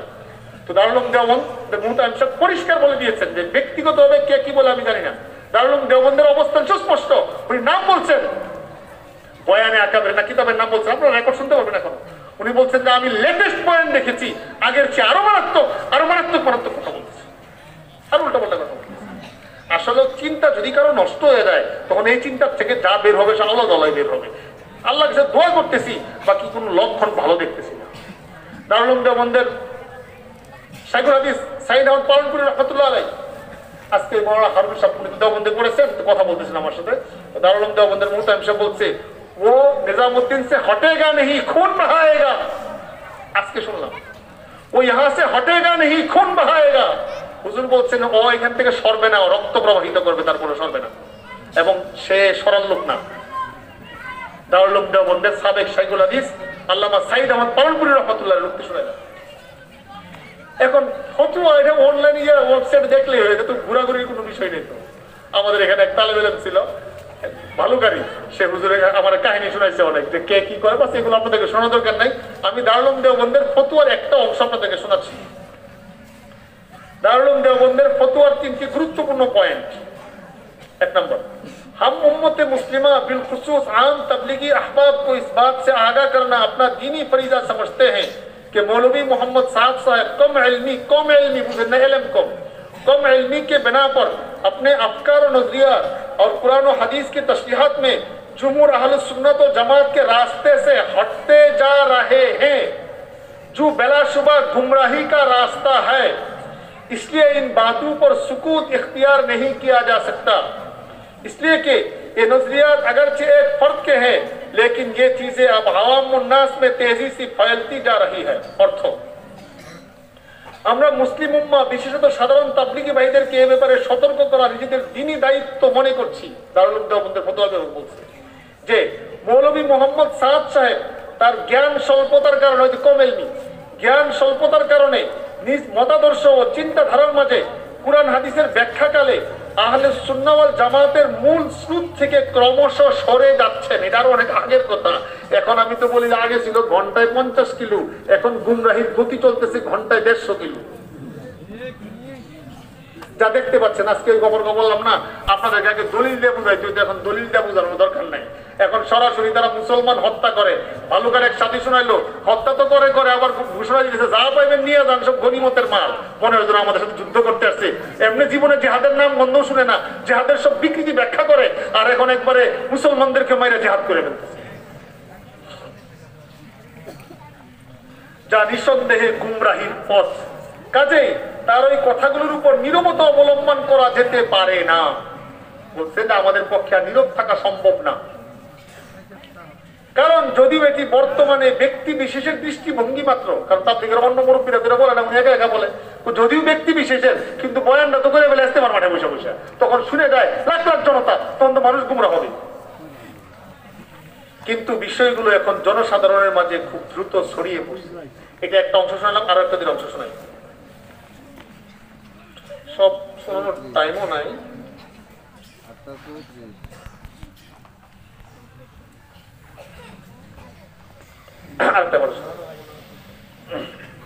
तबलीगी जमात के काम की अहमियत वो इस तर्ज पर बयान कर रहे हैं कि जिससे दीन के दीगर शोबों पर सख्त तनकीद और उनका इस्तिग़फ़ार हो रहा है और सलफ़ की पुरानी दावती तरकीबों का रद्द व इनकार लाज़िम आ रहा है। इसकी वजह से अकाबिर और असलाफ की अज़मत में कमी बल्कि इस्तिग़फ़ार पैदा हो रहा है। उनका ये रवैया जमात तबलीग के साबिक़ जिम्मेदारान हज़रत मौलाना इलियास साहब रहमतुल्लाह अलैह, हज़रत मौलाना यूसुफ साहब रहमतुल्लाह अलैह और हज़रत मौलाना इनामुल हसन साहब के अक्सर खिलाफ है। तर्जुमा, तबलीग জামাতের মেহনতের গুরুত্ব তিনি অর্থাৎ মৌলভী সাদ এমন ভাষায় ব্যক্ত করছেন যে এর মাধ্যমে দ্বীনের অপর শাখার বিরুদ্ধে তীব্র সমালোচনা ও সেগুলো সম্পর্কে অবমাননা হচ্ছে। এটা তো আমরা শুনতে শুনতে কান ভরা হয়ে গেছে। মহান পূর্বসূরিগণের দ্বীন প্রচারের পুরাতন পদ্ধতিগুলোকে তিনি প্রত্যাখ্যান ও অস্বীকার করছেন। তার এহেন কার্যকলাপের ফলে আকাবির আসলাফের সম্মানহানি হচ্ছে, তাদের প্রতি আস্থার সংকট তৈরি হচ্ছে। তার এই আচরণ তাবলীগ জামাতের ইতিপূর্বকার দায়িত্বশীল হযরত মাওলানা ইলিয়াস সাহেব রাহমাতুল্লাহ আলাইহি, হযরত মাওলানা ইউসুফ সাহেব রাহমাতুল্লাহ আলাইহি, হযরত মাওলানা ইনামুল হসন সাহেব রাহমাতুল্লাহ আলাইহি সম্পূর্ণ পরিপন্থী। এটা তারা মনে করে যে আমরা কি, আমাদের হুজুররা কিছুই বুঝে না। যারা পুরো জিন্দেগি দাওয়াত তাবলীগ দ্বীনের সকল শোভা সবকিছু নিয়ে সবসময় ব্যস্ত থাকে, যাদের জিন্দেগির টার্গেট এটা, তারা বুঝবে না, আর বুঝবে বুঝি অন্যরা। এই জন্য ভাই কথাগুলো বললাম যে শুধু সতর্ক থাকতে হবে, সতর্ক থাকতে। পরে ঘটনাটা শেষ করে কথা শেষ করছি। ওই যে হুজুর আমি উমরায় যাবো, তোমরাই গেছে, ওরা বললো আপনি কি ধর্ম ছাইরা দিচ্ছেন? কোন ধর্ম ছাই নেই, মুসলমান আছি। পরে উনি একটা ওয়াজ দিচ্ছে ওদেরকে, ওয়াজটা আপনাদেরও বুঝতে হবে। ইসরায়েলের পণ্য বর্জনের সময় হাদিসে শুনাইছিলাম মসজিদে। উনি বলেন শোনো, আমি বড় ব্যবসায়ী, ইয়ামামাত থেকে গমের চাল আসে, তোমরা সেই গম খাও আর খায়া শক্তি অর্জন করো। শক্তি অর্জন করে মুহাম্মদ আরবির পিছনে ঝাঁপায়া পড়ো, মুহাম্মদ আরবির বিরুদ্ধে যুদ্ধ করো। শোনো, ওয়াল্লাহি লা ইয়াতিকুম মিনাল ইয়ামামা হাব্বাতু হিনতাতিন, হাব্বাতু হিনতাতিন হাত্তা ইয়াযানা ফিহা রাসূলুল্লাহ। আল্লাহর কসম, তোমাদের কাছে আজকে থেকে ইয়ামামা থেকে গমের চালান না, এক দানা গম তোমাদের কাছে আসবে না যতক্ষণ পর্যন্ত মুহাম্মদ আরবি আমাকে অনুমতি না দিবে। অর্থাৎ আমার মাল চলবে এখন আল্লাহ নবীর সিদ্ধান্ত অনুযায়ী। তোমরা এখানে খায়া খায়া ইয়া করবা, ওই মুহাম্মদ আরবির বিরুদ্ধাচরণ করবা, সাহাবাদের বিরুদ্ধাচরণ করবা, এই জন্য আমি গমের চালান পাঠাবো না। তোমার ব্যবসা খুব ভালো চলবে, আর ব্যবসার টাকা দিয়া মানুষকে টাকা দিয়ে গুমরা করবা, দাও বানাইবা, সুদ বানাইবা, আর যা ময়দানে মুসলমান হত্যা করবা, এই জন্য তোমার সহযোগিতা করতে রাজি নেই। কথা কি বুঝতে পারছেন? সব ব্যাপারে সতর্ক হতে হবে। এখন আর ঘুমটা দিয়ে লাভ নাই। এগুলো অনেক বলছি ব্যক্তিগত পরিসরে, কিন্তু সতর্ক যেহেতু হয় নাই, এখন আমরা পরিষ্কার, আমরা কারোর উপর আক্রমণ করব না, যা ঘটেছে তা বলে দিব। এটা আমাদের দায়িত্ব, আমাদের জিম্মাদারি। আমরা যে আপনাদেরকে না বলে আপনারা বুঝতে পারবেন কিভাবে? যে সমস্ত ভাইদের আত্মীয় স্বজনরা এই মারাত্মক ডেঞ্জার পথে অগ্রসর হচ্ছে, শেষ গতি এবং শেষ পরিণতি এবং শেষ কোন জায়গায় দেওয়া বসবে আমাদের এখনো গন্তব্য জানা নাই। ওনারা যেদিকে হাঁটতেছে আমাদের শুধু ভয় মনে হচ্ছে। আগের জমানায় খাওয়ার রেজা ছিল, সাহাবায়ে কেরামদেরকে হত্যা করতো। আজকে তো আমাদের মনে পড়ে যায় সে কঠিন চিত্রের কথা। আজকে মুসলমানদেরকে, দাওয়াতি তাবলীগের নিরীহ সাথীদেরকে এইভাবে ঘুমন্ত অবস্থায়, দাঁড়ানো অবস্থায়, বসা অবস্থায়, বাথরুমের মধ্যে যেভাবে হত্যা করা হচ্ছে। সুতরাং মনে পড়ে আমাদের সেই খারিজদের কথা, যারা মুসলিম সাহাবায়ে কেরামদেরকে এইভাবে হত্যা করতো। তারাও নামাজ পড়তো, পূজা রাখতো, হত্যা করতো মুসলমানদেরকে। আমাদের ভয় লাগছে, আর বলার ভাষা নাই। তারা যেদিকে চলছে, কোন দিকে যাচ্ছে, আমাদের মনের ব্যথা। আজকে গফরগাঁও বলছি, আমি দাওয়াতের ভাষায় বলছি, এই আবার বলছি, আমাদের অনেক সাধারণ সাথী এখনো বুঝে না। আবার এখন হয়ে গেছে ওকে পক্ষ বিপক্ষ হয়ে গেছে, আমি এই পক্ষে আমি সেই পক্ষে। এটা কি আওয়ামী লীগ আর বিএনপি নাকি পক্ষ আর বিপক্ষের প্রসঙ্গ? এটা আপনার দিনের প্রসঙ্গ, জায়গা জমিনের ঝগড়া না। অনেক হুজুর আপনার মিলমাল হয়ে যেতে পারেন না, মিলমাল হয়ে গেলেই তো হয়। মিলমাল তো হবে। মিলমাল হওয়ার সিস্টেম কি? মানে যে হক আছে সে বাতের এসে তাল দিবে যায়। আচ্ছা মনে করেন নামাজি আর বেনামাজি কেন নাম লাগছে, আর কেউ কেউ নামাজ পড়বে, কেউ কেউ নামাজ পড়ে না, একজনকে মিলমাল করে ফেলেন তো কেমনে? এলাকার অধিকাংশ মানুষ নামাজ পড়ে না, হুজুর আপনি ইমামতি করেন, কালকে আপনি নামাজ করেন না, তো সব এক হয়ে গেল। এটা কোনো সিস্টেম হলো? এই মিলমালের সিস্টেম হলো আপনাদের ভ্রান্তি ছাড়েন, ভুল ছাড়েন, রুজু বাস্তবে করেন, মেজাজ ঠিক করেন, মাথা ঠিক করেন, কিন্তু মিলমাল হয়ে যায়। কারণ আমাদেরকে তাদের সাথে মিলতাম দেয়। ওই যে জন্য বললো মাইকে কইতেছে আপনারা নেজামুদ্দিনটা মানা শুরু করেন। কেন ওটা কইতে পারেন না? আল্লাহ রাসূলকে মানা শুরু করেন, কথা সব বলে এক হয়ে যাবো। নেজামুদ্দিনটা মানলে নিজামুদ্দিন, কেন নেজামুদ্দিনের মুরব্বীদেরকে আমরা যথেষ্ট শ্রদ্ধা করি। ইব্রাহিম সাহেব নেজামুদ্দিনের মুরব্বী, আহমদুল্লাহ সাহেব নেজামুদ্দিনের মুরব্বী, হযরত জিয়ারুল হাসান রহমাতুল্লাহর ছেলে জুহাইর হাসান সাহেব এখনো নেজামুদ্দিন আছে আমাদের সাথে আর কি থাকে। নেজামুদ্দিন বাড়ি তো এখানে। এনামুল হাসান রহমতুল্লাহর ছেলে ইস্তেমা মানে বিয়ে পড়ায় এনামুল হাসান রহমতুল্লাহর ছেলে জুহাইর হাসান সাহেবকে দেখেন নাই, শুনেন নাই, বয়ান শোনেন নাই? আসেন তো ওনারা, মুরব্বীরা আসেন তো কিছু। বাকি নিজামুদ্দিনকে একটা ব্যক্তির নাম, যে একজন ব্যক্তি। আচ্ছা মনে করেন এই এলাকার মধ্যে পুকুরিয়ার মানুষকে খুব মহব্বত করবেন। এখন একজন মনে করেন আল্লাহ মাফ করুন আমাদের দেশে এমন খারাপ লোক নাই, কথার কথা উদাহরণ দিচ্ছি।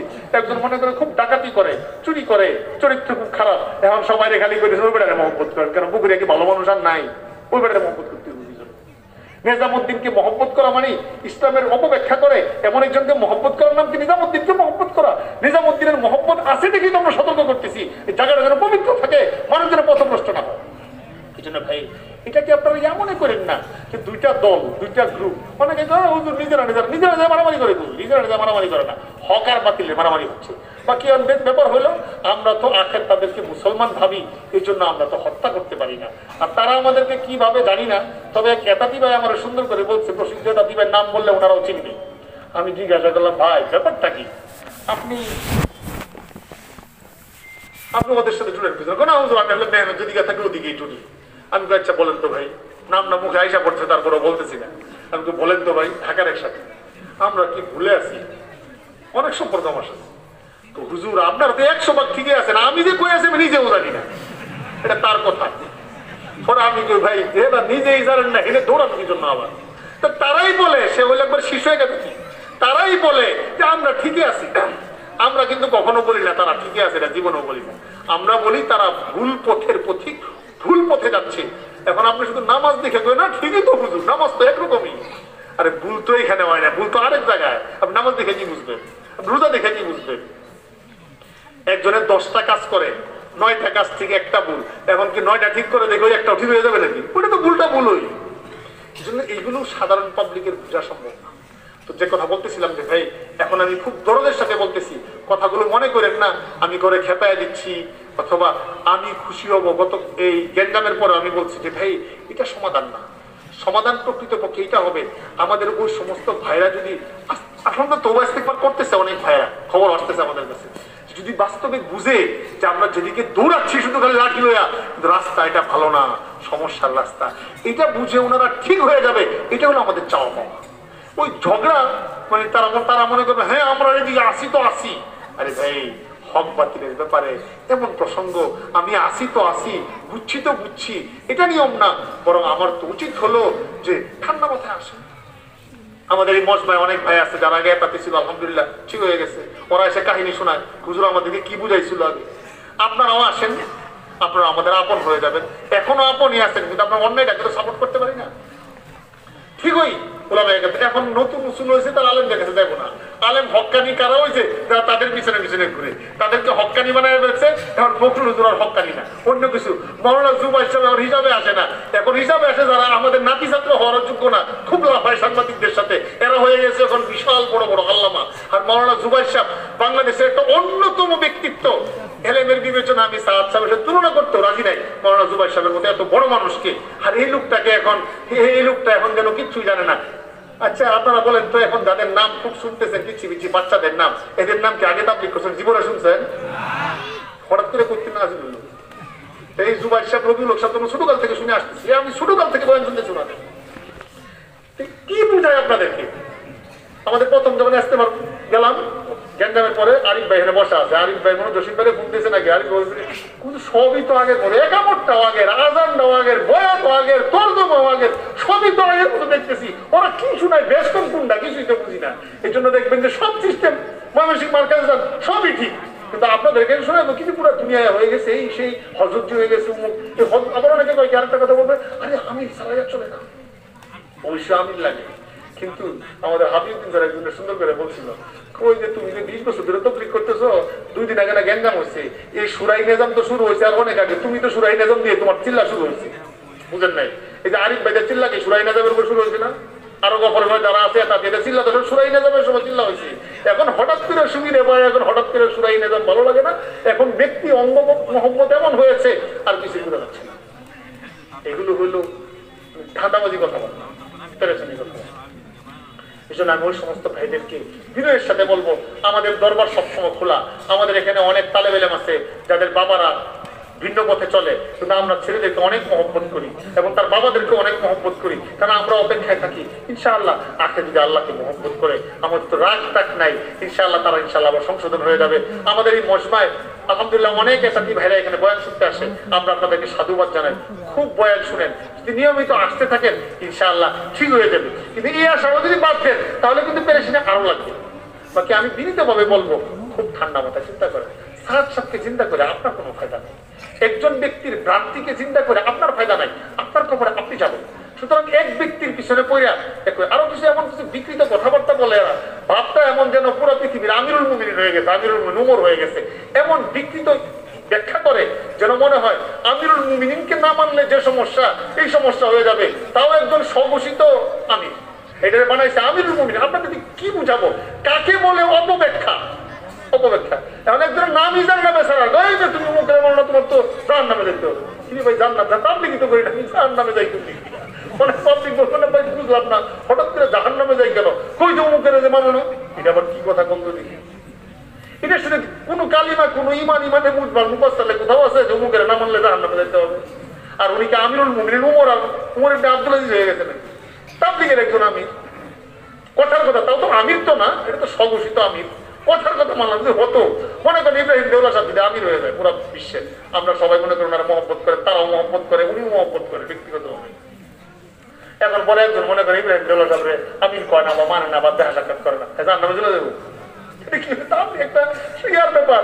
আচ্ছা কত দলের কত আমির আছে না, আওয়ামী লীগের আমির আছে, বিএনপির আমির আছে, সব জায়গায় তো আমির থাকে, বিভিন্ন রাজনৈতিক দলের আমির আছে না, খেলাফত মজলিসের আমির আছে, জমিয়ত উলামা ইসলামের আমির আছে, আপনারা আমির মানছো না, তোমার ইমান গেছে গা, ভাই দলটা তুমি বান করে কইতেও পারি না, তোমার ইমান গেল কই থেকে। ব্যাপারটা এমন না অনেকটা, এবার তাবলীগ জানেই না হেবড়ার বলে ইমান চলে যাচ্ছে। কত জনকে যে কত রকম, মানে হাজারো অপব্যাখ্যা জমা হয়ে এখন মাঠে ঘুরতেছে। আমাদের কাছে তো হাসি লাগে, মাঝে মাঝে আফসোস লাগে। এই জন্য ভাই রাগ ঢাক না করে খুব আল্লাহর দিকে ফিরে, এই ইয়ার আগে কি হয়েছিল, মাঝখানে কি হয়েছিল চিন্তা করে। অনেকে কয় কি না, এর জন্য আমি বুঝাইছি কোনা হুজুরা যে ব্যবহার করছে না, এই যে আর হুজুরদের সাথে থাকা যাবে না। আমি বললো ও তাহলে আপনি এই পথ ছাড়ছেন একজনের দুর্ব্যবহারের কারণে। তা আজকে আপনি নামাজ পড়তে গেছেন, মনে করেন আপনার একজনে আরেক লোক নামাজ পড়ছে, নামাজ পড়ে এইবার আপনারে মারছে, আমি বল না হ্যাঁ আমারে মারলো কি জন্য আমি নামাজই ছেড়ে দিই, এটা আবার কোন সিস্টেম বলে, এটা আবার কোন সিস্টেম। আমি একটা উদাহরণ দিই, আরেকটা উদাহরণ দিই। এক লোক সাঁতার জানে না, 2 লোক সাঁতার জানে না, বাচ্চা সাঁতার জানে না, তো পুকুরের পাড়ে হামাগুড়ি খাচ্ছে, পড়ে যাবে। পরে বলতেছে যে চাচা আসছে, এসে বলছে বাবা তুমি তো সাঁতার জানো না, তুমি তো পানি পরে দেবা, বাসায় চলে যাও, তোমার একটা চকলেট দিয়ে তুমি বাসায় চলে যাও। তো ছেলে বাসায় চলে গেছে, পরের দিন আবার গেছে এখানে। তা আজকে দেখো যে বাবার সাথে, বাবার তো একটু মেজাজ খারাপ, বাবা বেশি আদর করে দিকে রাগ একটু বেশি। তো গাই তুই এখানে কি জন্য? কাটবো, সাঁতার কাটবো। তুই সাঁতার জানোস? কেন না জানলে কি হিসাবে সাঁতার কাটবো? শুধু বাড়ির যা দিছে ধমক। আপনার তো ব্যবহার অনেক খারাপ, আপনার কথা মানা যাবে না। গতকালকে চাচা কি সুন্দর আদর করছিল, আজকে আপনার তো ব্যবহার ভালো না, আপনার কথা মানবো না, আমি দিলাম যা। আচ্ছা দিল জাপ পানিতে, বাবার কথা মানলো না, বাবা দুর্ব্যবহার করছে, বাবার মেজাজ খারাপ। কিন্তু এই ছেলে জাপ দিলে কি বাঁচবে না মরবে? হ্যাঁ, অনেক ওলামা একরাম একটু কড়া করে কথা বলছে, অনেকে তো নরম করেও বলছে। মৌলানা ফখরুল ইসলাম জীবনে রাগ হয়েছে, আমাকে শুনছে এই সমস্ত কথা কোন সময় রাগ করে রাখবো, আজকে তো বলছি সর্বোচ্চ কথা, এরকম কথা আমি বলি না হাজার আহমদ মান। তারপরেও রাগ করি না, আমি বুঝানোর চেষ্টা করেছি। তো এখন ওই বেটা রাগ করলো কি জন্য? গোমুখ হুজুরে আমার এরকম কথা কইলো কি জন্য? এই জন্য আমি গুমরা হয়ে যাবো, এটা আমার কোন কথা? এটা আমার কোন কথা? বরং আরে ভাই চিন্তা করেন, আমার মেজাজ এরকম, আমি যদি ভুলে থাকি, এরপর আমার যদি কেউ মারেও, তারপর ঢেউটা গেছে ভাই আমার আপনার কথা ঠিক, যে আপনি মারলে হবে, আপনার সাথে থাকবো, যে বেটা আমার আদর করে আমার কাছে যাবো। আব্দুল্লাহ ইবনে হাসান আল আম্বরী রাহমাতুল্লাহ আলাইহি একজন প্রসিদ্ধ মুহাদ্দিস ছিলেন, ওনার একটা উক্তি শুনেন। উনি বলেন, লান আকুনা দারাবান ফিল হক্কে আহাব্বু ইলাইয়া মিন আন আকুনা রাসান ফিল বাতিল। হকের লেজ হইয়া থাকা এটা অনেক ভালো বাতিলের মাথা হওয়ার চেয়ে। কথাটা বুঝতে পারছেন? হকের লেজ হওয়া ভালো, হকের সাধারণ কর্মী হওয়া ভালো বাতিলের নেতৃত্ব দেওয়ার চেয়ে। এজন্য ভাই পিছনে কি হয়েছে, কার সাথে ঝগড়া হয়েছে, কে আপনাকে ধমক মারছে, এটা যদি জায়গা জমিনের ঝগড়া হইতো, অথবা একই দলের সাংগঠনিক দুটা রূপ, কে আমির হবে কে আমির হবে না, যদি ঝগড়া এটা হইতো, তাহলে আমরা সবাই কইতাম এই ঝগড়া আসতোই না। সব মুরব্বীরা তাহলে ভাই মেহনতকে সেট করো, আমির কে হবে না হবে এটা নিয়ে কোনো দ্বন্দ্ব হয় না। দাওয়াতে তাবলীগের দ্বন্দ্ব আমিরগিরি নিয়ে না। হ্যাঁ, অবশ্য ব্যক্তিগতভাবে হযরত যে আমিরগিরি ছাড়তে চান না, এটা একটা ভিন্ন কথা। বাকি এই ঝগড়া কিন্তু আমিরগিরি নিয়ে না। যদি উনি ঠিকঠাক থাকতো, উনি আমিরের অন্য দিক থেকে অযোগ্য হলেও, অল্প বয়স হলেও সবাই বলতো ভাই কথা যেহেতু ঠিক বলতেছে, আচ্ছা হাফসি গুলাম হলো আমির বানা যায়, কাজ চলতে থাকো। কিন্তু উমারও তো আমির বানানো মাকসাদ না, মাকসাদ হলো উনাকে বিকৃতি থেকে ঠেকানো। এই জন্য ওলামা একরাম সতর্ক করেছেন, মুরব্বীরা সতর্ক করেছেন। ভাই বাসায় যায়া ঠান্ডা মাথায় চিন্তা করবেন যে কথাগুলো তো হুজুর বললো, আসলে আমি পিছনে যেন কিছুই হয় নাই। আপনি আগে 5 বছর আগে 7 বছর আগে যেভাবে আমাদের সাথে কথা শুনতেন, আগে এক সময় আমাদের ঢাকার এক মুফতি সাহেব সুন্দর কথা বলছে, কয় আগে মাসলা দিলে কয় হবে না, দারুণ ফিকিরে যাও, দারুণ ফিকিরে দিলে তো হবে না, যাও আমারও লোক সাহেবের কাছে যাও, বিক্রিয়া বার্গের আমারও লোক সাহেবের কাছে, কামল লোক সাহেবের কাছে হবে না, দরকার জুবাইর সাহেবের কাছে যাও। এখন কি হলো, আপনাদের মাসলা ডাইরেক্ট পাঠিয়ে দিলাম জুবাইর সাহেবের কাছে, আমারও লোক সাহেবের কাছে, এখন আপনাদের হয় না, ব্যাপারটা কি? রাগ করে বলছিল আর কি তাদেরকে, আগে আমরা মাসলা দিলে বলতেন যে উনারা যেরকম হেঁটেই ঠিক, এখন তো উনারা কয়, তারপরে ঠিক হয় না কেন? কেন মানতে পারে? এই জন্য আগে কি হয়েছে না, সব ঝগড়া বাদ দিয়া নতুন করে আপনি ভাবেন যে আমি এখন যদি ভাবে এটা না ওনারা আমার ঠেকাইতে হবে, এটা নিয়ে আমার দৌড়াইতে হবে, আরে ভাই এটা করলে আপনার লস হয়ে যাবে। আপনি সব বাদ দিয়া ঠান্ডা মাথায় ফিকির ভাই, আমরা সবাই ফিকির করবো তো ইনশাআল্লাহ। যে সমস্ত অবুঝ ভাইরা আছে ওনাদেরকে, এখনো অনেক নিরীহ ভাই আছে আসলে অবুঝের কারণে এমন করতেছে, তাদেরকে খুব হাতে পায়ে ধরে বোঝানোর চেষ্টা করেন, যাতে শহীদের উপর আসে, সহি হেদায়েতের উপর আসে, সহি রাস্তার উপর আসে, যাতে সামনের ভয়ানক গন্তব্য যেদিকে যাওয়া শুরু করছে ওদিকে হেফাজত। ভাই কথাগুলো বুঝতে পারছি তো আমরা? মাফ করবেন, এটা আমার মোটেও বিষয় ছিল না। আপনারা শুনছেন আয়াত পড়ছি আজকে ফরতওবা, কিছু শেষ রাত্রে আমলের কথা বলতাম, এখন তো বলার সুযোগ নাই, এতটুকু শুধু বলছি। শেষ রাত্রে ইনশাআল্লাহ এখানে যে সমস্ত ভাইরা থাকবো রাতের বেলায় মসজিদে এখানে থাকার ইন্তজাম হবে, আপনারা ইনশাআল্লাহ শেষ রাত্রে উঠবেন, জিকির আজকার করবেন, তাহাজ্জুদ পড়বেন, তালেবে ইলম ইনশাআল্লাহ আপনাদের খেদমত করবে, শেষ রাত্রে জিকির আজকার করবেন। যারা আমার সাথে সম্পর্ক রাখেন ব্যক্তিগতভাবে, অনেক ওজিফা আছে, ওই 6 তাসবিহ আদায় করবেন, 12 তাসবিহ আদায় করার চেষ্টা করবেন। বেশি সময় না পাইলেও লা ইলাহা ইল্লাল্লাহ জিকির করতে থাকবেন। 2 রাকাত 4 রাকাত তাহাজ্জুদের নামাজ পড়বেন, নামাজ পড়া খুব কান্নাকাটি করে দোয়া করবেন, হে আল্লাহ আমারে হেদায়েত দাও, পুরো উম্মতকে হেদায়েত দাও, গুনাহ খাতা মাফ করো, সব ধরনের পেরেশানিতে হেফাজত করো, খুব দোয়া কান্নাকাটি করবেন। এরপরে কতক্ষণ জিকির করবেন, লা ইলাহা ইল্লাল্লাহ, লা ইলাহা ইল্লাল্লাহ, খুব রোনাজারির সাথে, আল্লাহ ছাড়া কোনো মাবুদ নাই, আল্লাহর কাছে আমি যাব। মাঝে মাঝে পারলে একটা কবিতা পড়বেন, শের পড়বেন, शादियों गम से दो आलम की मुझे आजाद कर अपनी दर्दो गम से यार अब दिल को मेरे शाद कर। কবি বলেন আরে সকল আনন্দ আর দুঃখ থেকে আমাকে মুক্ত করো, আমাকে আল্লাহ পাকের মহব্বত দিয়ে আনন্দিত করো। কতক্ষণ শের পড়বেন मजा तौहीद का मुझको चखा दे तेरे अगयार से मुझको छुड़ा दे तेरे अगयार से मुझको छुड़ा कर तेरे दर से लगा हमको खुदाया।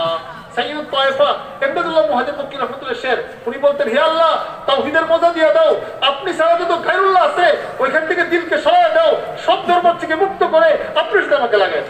এভাবে কতক্ষণ জিকির করবেন, আবার দোয়া করবেন, কান্নাকাটি করবেন, এরপর হাতে বসে ফজরের নামাজ পড়বেন। ঠিক থাকবেন ইনশাআল্লাহ। আর মা বোনরা যারা কথা শুনছেন এখন এই কথা আপনাদের সবার জন্য, আগের গুলো হয়তো অনেকে বুঝেন নাই মা বোনরা, এগুলো তো সহজে বুঝবেন, ওইগুলো আপনাদের সবক আছে। আপনাদের ছেলে, আপনাদের সন্তান, আপনাদের আত্মীয় স্বজন যদি ভুল পথে যায় হাতে পায়ে ধরে ঠিক রাখেন। আচ্ছা যদি এমন হয়তো দাওয়াত তাবলীগের সহি কোনো মেহনত না থাকতো তাহলে আপনি দেখবেন যাবে কোথায়, এখন যাবে কোথায় বলার তো দরকার নাই, মূল মেহনত তো সহিভাবে আছে। তাহলে কেন আপনার ছেলে ভুল পথে যাবে, আপনার স্বামী কেন ভুল পথে যাবে, মেহনত তো আছে। এমন যদি হয়তো না দাওয়াত তাবলীগ নাই, দাওয়াত তাবলীগ আছে, ইনশাআল্লাহ থাকবে, ইনশাআল্লাহ কিয়ামত পর্যন্ত থাকবে ইনশাআল্লাহ এবং সহিভাবেই থাকবে, টেনশনের কারণ নাই। হাজারো পেরেশানি আসবে, কোরআন একদম সতর্ক করবে, লুকমা দিবে, আমরা ভুল থাকলে সংশোধন হয়ে যাবে ইনশাআল্লাহ। মাদ্রাসার জন্য দোয়া করবেন, এলাকার ভাইদের জন্য দোয়া চাচ্ছি। এলাকার ভাইদের অনেক কুরবানি, আমাদের এই সমস্ত ভাইরা আসছেন, আপনারা অনেক কুরবানি করছেন। এলাকার ভাইরা আনসারের মতো, আমরাও আনসারের মতো, আপনারা মুহাজিরের মতো আসছেন হিজরত করে। আল্লাহ পাক আপনাদের আশাকে কবুল করেন। মাদ্রাসার জন্য দোয়া করবেন। এখানে ছাত্র তালেব ইলমরা আছে আলহামদুলিল্লাহ, প্রায় 2000-এর মতো তালেব ইলম থাকে আমাদের এখানে। মাসলা হলো আমাদের এইটুক দেওয়ারও আমাদের জায়গা নেই, তা আল্লাহ পাকের খাজানায় তো জায়গা আছে, আমরা ওই খাজানায় নক করতেছি। আল্লাহ পাক যদি কখনো জায়গা দিয়ে দেয় তখন জায়গা হয়ে যাবে ইনশাআল্লাহ, তখন 5-7 হাজার ছাত্র ইনশাআল্লাহ হতে পারে ইনশাআল্লাহ। কি পারে কি পারে না ইনশাআল্লাহ।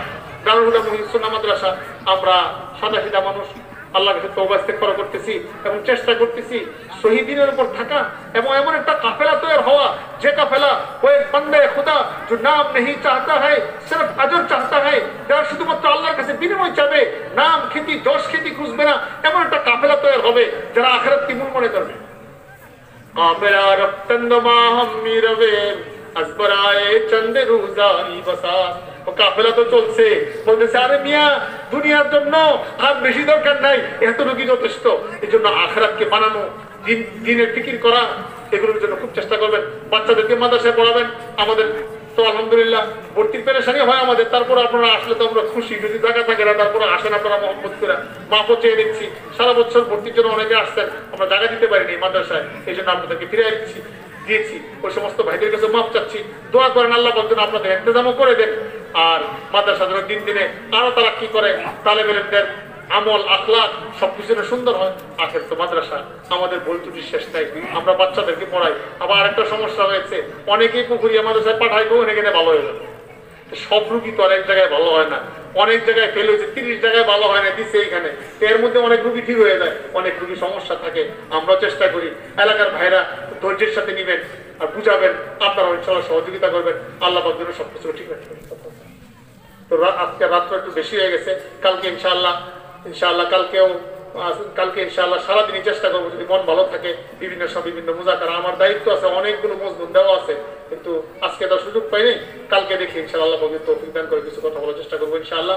আজকের মজমাই পর্যন্তই। কালকে ইনশাআল্লাহ আপনারা যারা বাড়ি ঘরে যাবেন জরুরতে তাড়াতাড়ি চলে আসবেন। যারা এখানে আছেন নামাজের পরে আপনাদের তরকিব মতো জরুরত পুরা করে তাড়াতাড়ি ইনশাআল্লাহ শুয়ে পড়বেন। শেষ সাথে আমরা জিন্দা রাখার চেষ্টা করবো। আখিরু দাওয়ানা আলহামদুলিল্লাহি রাব্বিল আলামিন।